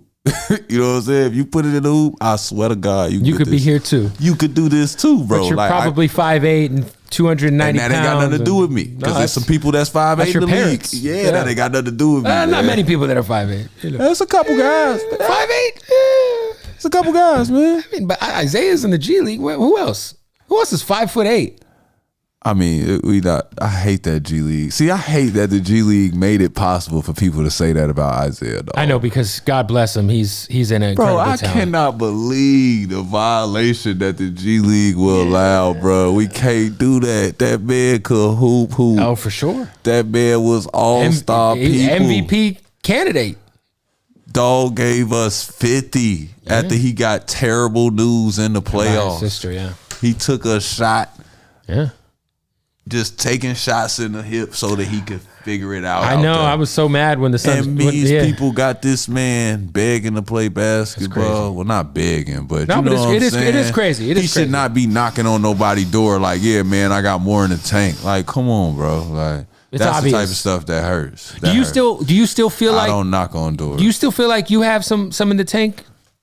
I got more in the tank. Do you have feel something? But I'm saying, do you have do you still want? There's a lot of people playing basketball right now in the league over me that I feel like they should not be playing ball in the league over me. You know what I'm saying? No, I'm just not willing to violate. I'm not gonna give y'all specifics and try and violate people. But I mean, I could go through some names. I'm an ultimate competitor. Everybody that know me in the league know, bro. I want to compete. I want war. I want conflict. Like, I love that energy of basketball. I'll tell you who I would rather have on the Suns. I would rather have you instead of Abnel Nader. Do you hear this man? There's a guy on the Suns named Abnel Nader. Hear this man? Every time Monty Williams puts Abnel Nader in the fucking game, I want to stab myself. No, man. But you know what's crazy? This is what I'm gonna tell you about basketball, though. Like, I'm able to talk shit about it because I done played in the league. Yeah. I'm talking shit as a fan. But the thing that's crazy is you'll put dude on the court in the right system and he'll bust people's ass. Oh, for sure. I mean, everyone in the NBA is good, right? Very good. Yes. Very good. It's just crazy that you can, like, that's what I'm saying. Before Bron went to Miami, bro, do you realize fans was not disrespecting I feel like it was only hardcore. I feel like there was no disrespect going on. I don't know, man. Basketball players like this, dog. When I was a kid, I hated Karl Malone so much.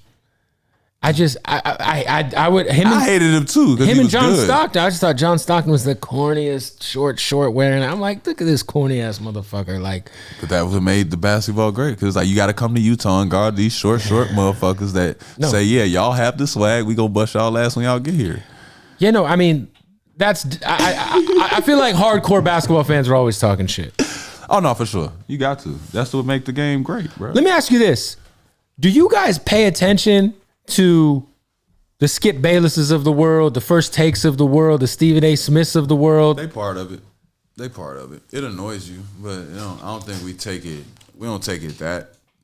Some guys do have moments where they take it pretty personal though, but it's just annoying. Like you wake up from your pregame nap and you got a million text messages about what Skip Bayless said about you before a game. Because some of that stuff, to me, is like borderline, like take it personal type shit. Especially like when we're talking about like, the Skip and LeBron dynamic, or some of the stuff Stephen A. Smith has said about certain people. I ain't gonna lie. I'm glad at times. I'm glad they don't do that to me. You know what I'm saying? You're not sure how you would take it. I'm sure. Not. Yeah. I'm not sure how I would, but I'm big on. I'll take it fine publicly. Yeah. Like I can media coach myself. Right. You could be in the press conference. Say the right thing. Ask me a question, I'll give you the Marshawn Lynch. I'm just here so I don't get fined. Like whatever. It's when I have to see you again. That's when things can get interesting, yeah.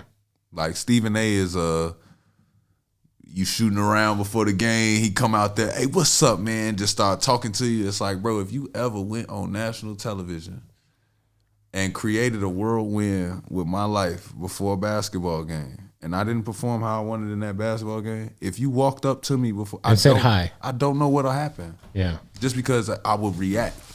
You know what I'm saying? Like it would be literally grown man reaction. In the same way you say when you play basketball, you react to go get the loose ball. Yeah, you don't think about like that. Like when you talk about something like that, it's like, bro, I did everything right with my pregame routine. I was in a vibe. We had a great practice. We doing all this stuff, and now randomly you bringing this up, and you and Skip argued about it for an hour, and now everything that everybody is talking about is just negative stuff with my name, and I can't do anything now.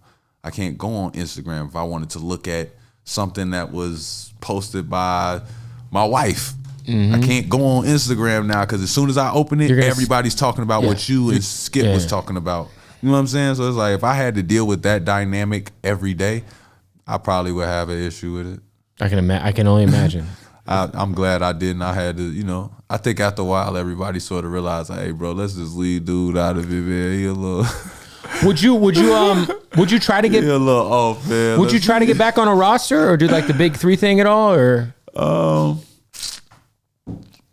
don't know. I ain't never gonna say no. I love basketball, bro. Like I just like playing basketball, so I wouldn't rule the big three out. Big three is always. I love watching the big three. I think just like playing basketball. I like to see ISO Joe out there. You know what I'm saying? It's just love. It's like, bro, we gonna play anyway. Yeah. I try and explain to people all the time. They're like, man, Joe, I wish you just. It's not like you stop playing. Yeah, it's like, bro, I don't not love basketball. Like I still play. I'm like the owners of that ball club and the GM is going a different direction. That has nothing to do with Iman. Like you not finna, like, bro, if y'all want to come to the gym that I be at, like, you got to know somebody. Right. But it's like, dog, we be in the gym, like we getting it in. Like it's just whether or not the opportunity is there. Cause I'm like, though it's like I'm working my ass off, they can't just be like, oh yeah, Iman, come in. They got to make sense. Like they got young guys they drafted. They got right. They got the G League. They got G League guys that are already there that are 22 years old and healthy right now and under their wing. Right. It's like me. It's hit or miss, bro. It honestly is. If you bringing in a 10-year veteran, right? I'm 30 years old. I don't come with. Well, you're not that old. I'm 31. I know, I'm just saying. But what I'm saying is, if you got a 22-year-old and you wasn't finna give me the ball 20 times a play anyway, 20 times a game anyway, why wouldn't you pay the 22-year-old? Do you think? Because I think of like a team like the Lakers that have lost a lot of their defensive credibility this year. That's what I'm saying. That's on Bron, man. And Bron know LeBron can call. Bron, you know what time it is, man. That's on you, shorty. What do you think? You know what time it is. That's on you, bro. You know who you can call, shorty. Melo, too. It ain't just on Bron. I lied. Melo, that's on you, too, man. If y'all want to hear nothing about y'all defensive issues and leadership, veteran issues and all, I don't want to hear that out of them too. Well, I was going to ask you, like, as just from someone who's close to, Bron and Melo, like, and also as a basketball guy, what do you think is wrong with the Lakers this year? Shit, Shump doing an interview with you right now. That's their issue. So you should be with them. Nah, I'm playing. For real, I was playing, but I'm kind of serious. Like, I really do feel like it's something that's, I haven't been around the team to know exactly what it is, right? But to me, they don't get down together. Like, I feel like that I don't feel like they hanging out. Like, well, I feel like they traded away a lot of that, right? Because if you think of like, for sure, but I mean, there was a time that during that Cavs season that Bron literally stressed the importance of us all hanging out together. Like, I remember was it the Halloween party with Steph Curry? He would always do stuff like that. Was it a Steph Curry tombstone? Was that what it was? I forget what it was. It was something like that. It was like a Warriors tombstone or something. Or one of LeBron's Halloween parties. I don't remember that. Oh, was it? I don't remember that. That's fucking good. But so you think it's just the fact that they don't really get down together, like it just, I don't think they got a chance. They haven't had a chance yet. You know what I'm saying? Like, maybe COVID, all this other stuff. Like, it just doesn't look like a bunch of guys that have been hanging out and playing pickup against each other enough. You know what I'm saying? It's like they don't know how to all the way get each other vibing. And that's, once you add Russell Westbrook, it changes a huge dynamic. Do you think that was ball club? Do you think that was the right decision? I don't think that was the right decision at all. I think that they would have rather have had Buddy Hield and kept Alex Caruso. Because that's what I think works better. It works better for Bron. Right. But you're also talking about 19 years in, Bron. Yeah. You know what I'm saying? So it's like, I saw today that they were saying that the Lakers are. It's okay to bring Russ if you got a 19-year in, Bron, because it's like Russ will push that pace. And if LeBron has to sit out 2 weeks, there's someone who can hold the fort down. Let me ask you this: there's a rumor going around that the Lakers are looking into Ben Simmons. Mm-hmm. If you're the Lakers GM, hypothetically, Iman Shumpert, you're the GM. We've seen it happen. James Jones is the Suns GM. He was in the league not too long ago. I'd be an incredible GM. If you could trade Russell Westbrook for Ben Simmons, would you make that swap? If I'm the Lakers? If you're the Lakers, you're making the swap. For sure. Right. That's fair. For sure. But that's just me. That's my preference of basketball. It helps you a lot on the defensive liability that's happening. You got the best perimeter defensive guy in the league, arguably. Becomes great on defense. Yeah. It ruins a lot offensively. It does. Which scares them. But it only ruins a lot offensively if you're not willing to take the challenge of what the challenge is when taking on Ben Simmons. The challenge of taking on Ben Simmons is he doesn't shoot threes, but it's not we need him to. He just doesn't shoot threes, and it's okay. The moment everybody gets that shit out of their mind, he's going to be fine. Who gives a fuck? DeMar don't shoot threes. Yeah, and we don't give a fuck. But DeMar's putting in work right now. But listen to me. Ben Simmons been putting in work. No, you're right. I just think that DeMar offensively. Ben Simmons been putting in work. Don't fool yourself. Listen, don't fool yourself for what Ben Simmons been out here doing, man. No, I think he's been the best defensive player the last 3 or 4 years. Fuck the defense, bro. Offensively, he's a bit of a liability, though. No, he's not. He just doesn't shoot the three. You don't think he creates some spacing issues? If he was 6'2", y'all would not care that he can't shoot. If he was 6'2"? Because he's 6'8" and he light skinned, y'all got an issue with this man not shooting. Are you saying he looks like a tall Steph Curry? No. Yes. Yeah. That's precisely what I'm saying. That's literally what I'm telling y'all, bro. Literally. If this dude was just dark skinned, I don't think we would care. But he is supposed to be able to shoot the three. And If I was a coach, I would not give a fuck if this boy shooting a three. I can't believe he got this far without shooting a three. I wish I could have got that far without shooting a three, bro. Right. I wish to death that coaches never turned me to 3-and-D. I hate shooting threes. I've always hated it. Never liked it. Felt like it was soft. Made me look soft. Made me feel soft. I didn't feel tough when I had to shoot hella threes. And people was like, you got to go back to that mode. I'm like, bro, they took the ball from me. I stand in a corner. I feel light-skinned. I feel like the sun is not hitting me at all. Like, that's how I felt. You know what I'm saying? I feel like I'm losing my superpowers standing over here. It's just not the same. And I feel like if the Lakers take on Ben Simmons, it's like, shorty, if you let that man run point, he pushing that tempo all game. Now you got him and Bron going back and forth, both of them point forwards. You changing the game. That's Twin Towers at the PG. We've never seen that. Yeah, I think AD's got I don't know. And then you got AD. Yeah. Give me 2 shooters and let's go hoop. Yeah. They just need the shooters. What the fuck is the other side gonna do? They just need the shooters. But yeah, I would pull the trigger on that. No disrespect. And then you would sign yourself to be one of those shooters. No disrespect, God. You know how I get down with you, shorty. Go to war with you, against you, whatever, man. There's no disrespect to you, but if I'm being a GM, boy, I'm getting that ring, kid. Couple of quick ones.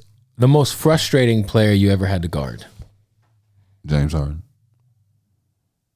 He learned how to bend that rule book. The loophole god. The best I've ever seen it done.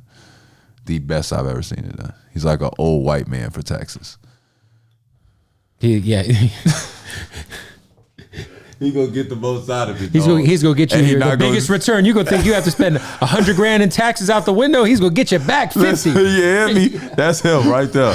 But James is he figured out a way to, like, for everything that you got on him, he figures out the loophole by next year. Like, that 1-foot shot just became from people, you just start picking up his footwork too good, and then he came with a 1-foot 3. Yeah. And people thought it was a joke during the summer, and it was not a joke. He started shooting it in the game. It's unbelievable. Somebody that got the balls to shoot a 1-foot floater 3. Yeah, no, it's crazy. Off a step back. What about someone who you feel like you had your biggest personal rival on the court? Somebody who, maybe there was a little personal tension where, maybe you guys went to war so much that it kind of felt like, there was like some serious energy at a certain point in your career whenever you would step on the court with someone.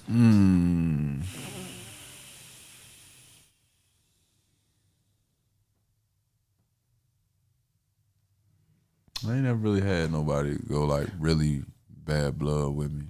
I feel like there was a time. Wasn't there a time you got in trouble for trying to go into the locker room to fight somebody after a game? Oh, Nurkic.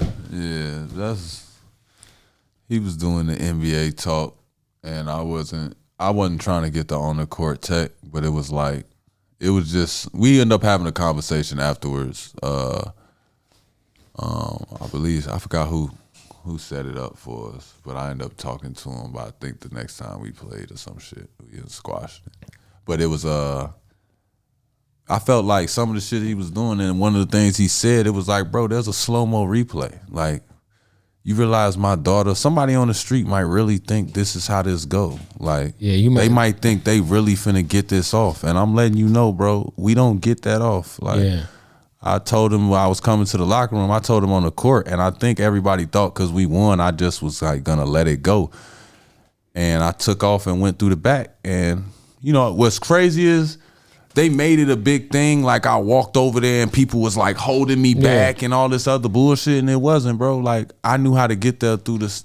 I went through the back locker room, everything, to where I just popped up and I'm at this locker room, G, and I'm like, come out here and have a conversation with me, G, for real. I don't even know if I was gonna fight him or not. Right. I don't know what was gonna happen. We gotta have a talk, bro, because y'all just, this NBA shit is y'all going too far, bro, and I don't know where we at. Like, you can't tell me it's on deck like that, and then I get out the Uber and you right there, bro. Because once it's on deck, it's on deck. So it's like, I'm not, you know what I'm saying? Like, I don't know how to do that. Every time somebody told me it's on site, it was really on site. That's real shit. And I'm fighting for, you know what I'm saying? I'm not really just, this ain't no, the teacher gonna break it up fight. You know what I'm saying? It's like, I done been in a fight that took 2 minutes long. Like, you ever been in a fight take 2 minutes, bro? It's the longest shit in the world.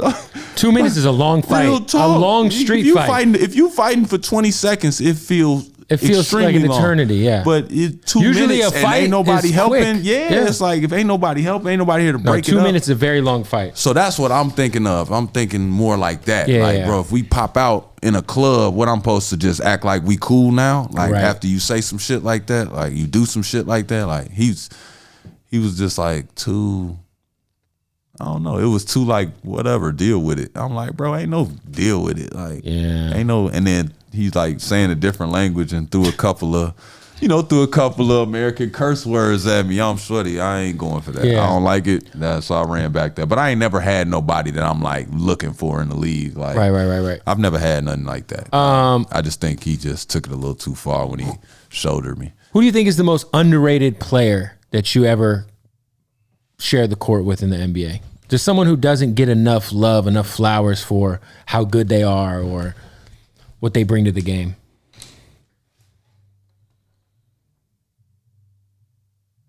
J.R. Smith. J.R. Smith. I think at one point I even told J.R. he was talking to me like, I'm like, bro, I don't know who you think I am, bro. But I used to play with you on the video games. So. Oh, for sure. On 2K with the Nuggets and with the Hornets. Like he was at one point though, it was like, but that's what I mean about the league. Like I remember when he was on the Nuggets, he was having like I think he had a 50-point game. Yeah. Like he was. Couple times. He's like I said, when JR is hot, it's automatic. But it was like because so many people put him into that category of like he's got to be hot, he's streaky, he's got behavior problems. It's like, bro, he was 18. Y'all put him in the league and gave him some money.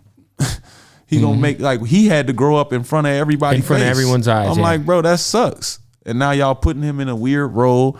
Y'all talking about my dog. Like at one point, JR was talking to me. I'm like, bro, you are J.R. Smith. I don't know what the fuck you talking about right now. You're J.R. Smith.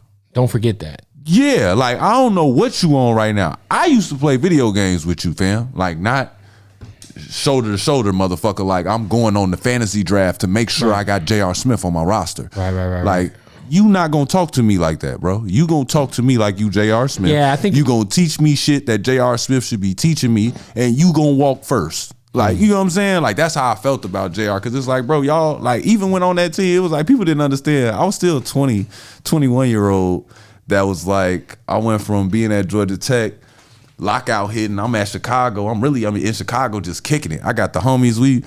I got ready for the league shit, literally just playing with my homies every day. We just playing ball in the gym. We're doing our own sprint drills. Yeah, I wasn't paying a trainer, nothing. It was just going for blood, playing ball every day with them, talking shit. So it was like, bro, I went from that to Melo's my teammate, Amari's my teammate, Tyson, Baron Davis, Mike Bibby. I'm looking around like, motherfucker. I'm like, dog, I forgot Mike Bibby was on that team. You are J.R. Smith. You just came from China to play on my team. Like, I'm like, this man on my team, bro. I'm throwing them lobs. I'm like, gee, I threw this shit to JR today. Shorty caught that bitch backwards. I'm like, gee. I think JR is underappreciated, but I also think like, oh no, he's still everybody's favorite. I just think people love him. Yeah, for sure. But underappreciated and undervalued in the NBA. As a player, there's no reason he should have never touched in $100 million contract. That's what I mean. Like, we're not gonna sit here and like it's just other players that got paid just because they were a good guy, and I didn't like that. There were some players that got paid. What was that one weird year where everyone got paid that shouldn't have got paid? It's just timing of the negotiation. It was the year the that lockout year. The lockout year happened. We had to put that new CBA in place. What was the name of that dude that got paid? That when it was on the Lakers, Luol Deng got paid, but he actually was solid. But there was the white dude that got super paid, who ended up.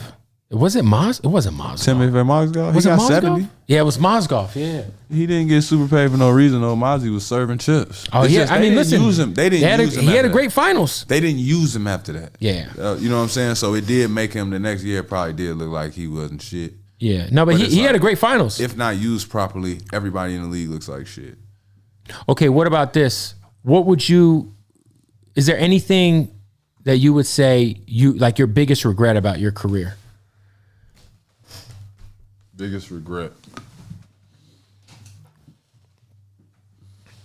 There was one point that they was bringing me in the office with the Knicks, and Mike Woodson was basically telling me, I need you to play two guard. Like, I need you to for what this team needs to be. And no disrespect to Raymond Felton, who at the time was running the ball club, for me to grow into what I felt like I was going to become. Like, I always felt like I wanted to be Jason Kidd, but I always felt like I was Penny. I'm Penny Hardaway.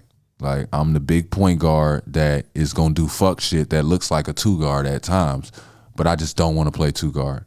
I'd much rather play point and y'all go get me somebody that wants to shoot it every time. But I don't want like somebody that's like trying to figure it out. Like, I want a asshole. I want a complete dickhead at two. Like, right.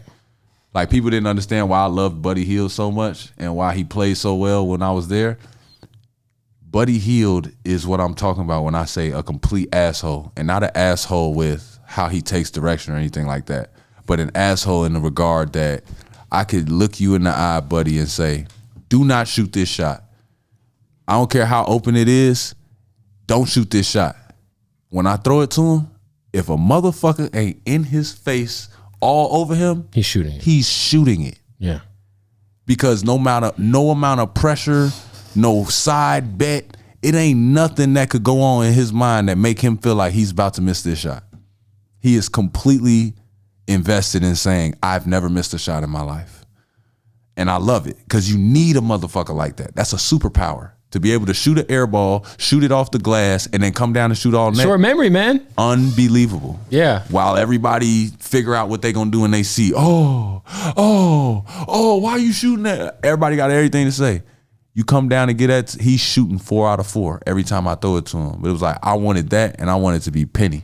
And I had that moment in that locker room with Woody. I could have just, I feel like I should have just tore up the locker room. When I got traded, I watched Melo tear up the locker room, just throw chairs and do all the fuck shit. And I was like, that's what I should have did. And I should have said, trade me. Wow. Trade me. Because I'm not playing two. I play point. This is how I play. This is how you get the most out of me. Like, if you take me out of that and I ain't never did this other shit before, I become something else. Mm-hmm. And in my mind, I was trying to hope like I was just gonna grow into this player that, you know what I'm saying? Like, maybe I play point guard at the end of the game now, but I start off playing two guard and then I'm averaging more. Like, maybe it could work out. I'm trying to like dive into it, and it just felt like, all right, bro, y'all just switched me to a 3-and-D guy, and now I just got less responsibility. Hey, but you had a great career. I mean, listen, you had a great career. For sure, but you asked me what I would regret. No, I respect that. I regret doing that because I felt because you might have had a different path. I just wanted to play point guard, bro.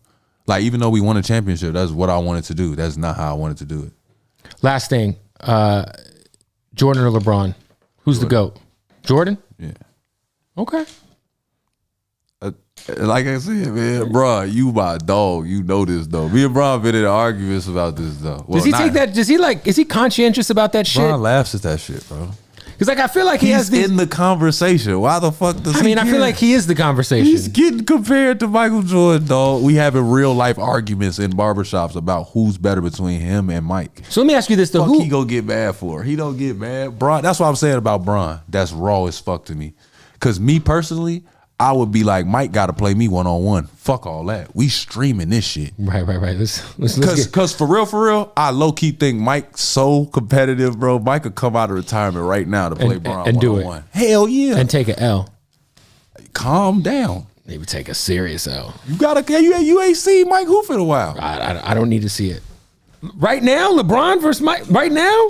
Oh, do you know how Mike Jordan play? You ain't never seen it, though. You've never seen Mike just I've seen Michael Jordan in person. No, you've never seen him just sitting down and just get up in his street clothes. No, I've heard about it, though. He does it all the time, bro. And every time you think, like, this nigga can't dunk no more. But like, don't you think LeBron has had, the level of competition has been a lot more insane for LeBron? Are you being serious right now? Very much so. You're being dead serious, bro. Okay. You're being dead serious right now. Do you know what Michael Jordan had to deal with, bro? You for real? We can go over his finals opponents and go over LeBron's finals opponents, and you tell me who had the tougher teams. You tell me who lost. Okay, that's fair. But he also played the Trailblazers. He played. What was wrong with the Trailblazers? I mean, the Trailblazers They ain't have the no Warriors. super team. They ain't have a super team. LeBron had to play. That's a dick-sucking statement. LeBron had to. Jesus Christ. This is only a statement that a retired Iman Shumpert could make. I'm just saying, we talking ball. I apologize. All right. So listen. So LeBron had to go through in 05 he had to play peak, or was it 07 rather? Was it 07 or 05 he went to the finals against the Spurs? He's been quite a few times. But well, the first time he went against the Spurs, that was the first kind of incarnation of the Spurs dynasty before Kawhi, right? So that's like peak Manu. So you think Mike and Scotty wasn't going to blow that out? We'd have beat the Spurs 4-0 and sent them the fuck home. I don't know, man. We'd have shook Pop hand like a great guy. I mean, and we'd have told Pop. The Jazz took the Bulls. I think y'all, the Cavaliers, would have swept the Jazz. First, we're not talking about the Cavaliers. But the Bulls didn't sweep the Jazz. It was a serious series. We got LeBron James. We can match up with the Jazz. I could get over a screen. We could deal with John Stockton. The Heat played a Thunder team with Kevin Durant, Russell Westbrook, and James Harden in the finals. We could have matched up with that with the Bulls, fam. Think about it. We got Ron Harper 6'6". I like how you say. Who was going to guard Mike on that Thunder team? It wasn't going to be KD. He don't want to do it. Yeah. Who was going to guard Mike? What I'm saying Who was going to guard him? So you think that... Because Scotty P was going to guard KD. Do you think Scotty P was going to guard KD. Mike was defensive team. He was going to take Russ. Who we got to deal with? James Harden. Off the bench. 6 man. Okay. See what I'm saying? Who going to deal with Kukoc when he come off the bench at 6'11"? Kukoc. Here we go. We coming to party, bro. Serge Ibaka. We coming to Serge party. Ibaka would have dealt with him. So you mean to tell me He's so cute. You think... That's so cute. Give me some. You think the Bulls had tougher competition in the finals than LeBron has had? Don't violate the Bulls, bro. Do not compare these new teams to them Bulls, bro. I don't think y'all remember how them Bulls played. Listen, bro. I don't think y'all remember how they played, bro. I don't think y'all realize how I got to the NBA. I got to the NBA watching these niggas. They wasn't playing with these people. They not finna play none of these games. None of them. You don't remember when Gary Payton was giving us a hard time? What Phil do? Hey, Scotty. Deal with this man 94 feet. I like how he speaks as a we perspective with the Bulls. What you mean? We not going. We never went. We not having it. Yeah. It's got to be dope to see the Bulls be good again, right? Yeah, we raw. Oh, they're the we. We cold as hell right now. And speaking of the Cavaliers are cold again. Mobley's the Cavs are doing a great job. But that's not we. Oh, so okay. So once you're not a Cavalier for life, you watch that. I'm a Cavalier within the 16 team. I don't know these new guys. I feel like you're like I don't go to war with them. Okay, because I feel like Cleveland will always look at you as like like a lifer. Cleveland. You said the Cavs though. So no, they traded Shump. They traded Shump. Yeah, 2016 Cavs, love them. Everybody else, Bulls fan. There it is, man. Big time Bulls guy.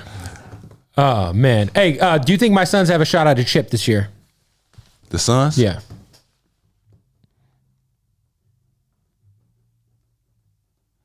I don't know, man. Last year was y'all.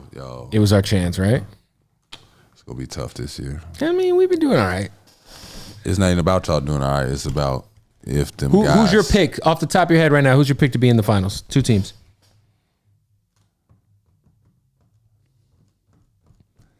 LA. Lakers or Clippers, gotta ask. Obviously, it's the Lakers, right? Or is it the Clippers? Kawhi comes back. Maybe they make something happen. Yeah. The Lake Show, and every time people do that to me when they say the Lakers or Clippers, it always throws me off. It throws me off too. I sure was thinking about the Lakers, but when you said that, I had to think about the Clippers roster for a second, just to make sure I wasn't completely leaving them out. But no, they're not gonna. I don't feel like they got it this year. It'll be either the Lakers and the Bulls, or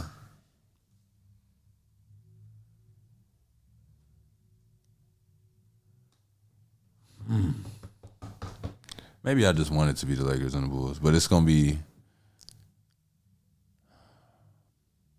I don't really like a lot of teams in the East right now. It ain't that they not good. I just don't like them. Yeah, I don't like. I mean, I hear you. I just don't like how they look together. No, I hear you. To even say that, to foreshadow. Because we all thought the Nets would have been the team, but obviously that's not. That's not the Nets yet. Right. Kyrie's chilling. Y'all got to remember that man ain't there. Mama, there go that man at home right now. They always say Kyrie, and I think Kyrie to me is like, as far as like handles and just skill wise, is probably top 5 ever. But for sure. Would you put him up there? Yeah. I mean, who else is up there? There ain't a lot of motherfuckers up there. I think he's got the best handles I've ever seen. Yeah. Better than AI. Who we got? Him, Jamal Crawford, Allen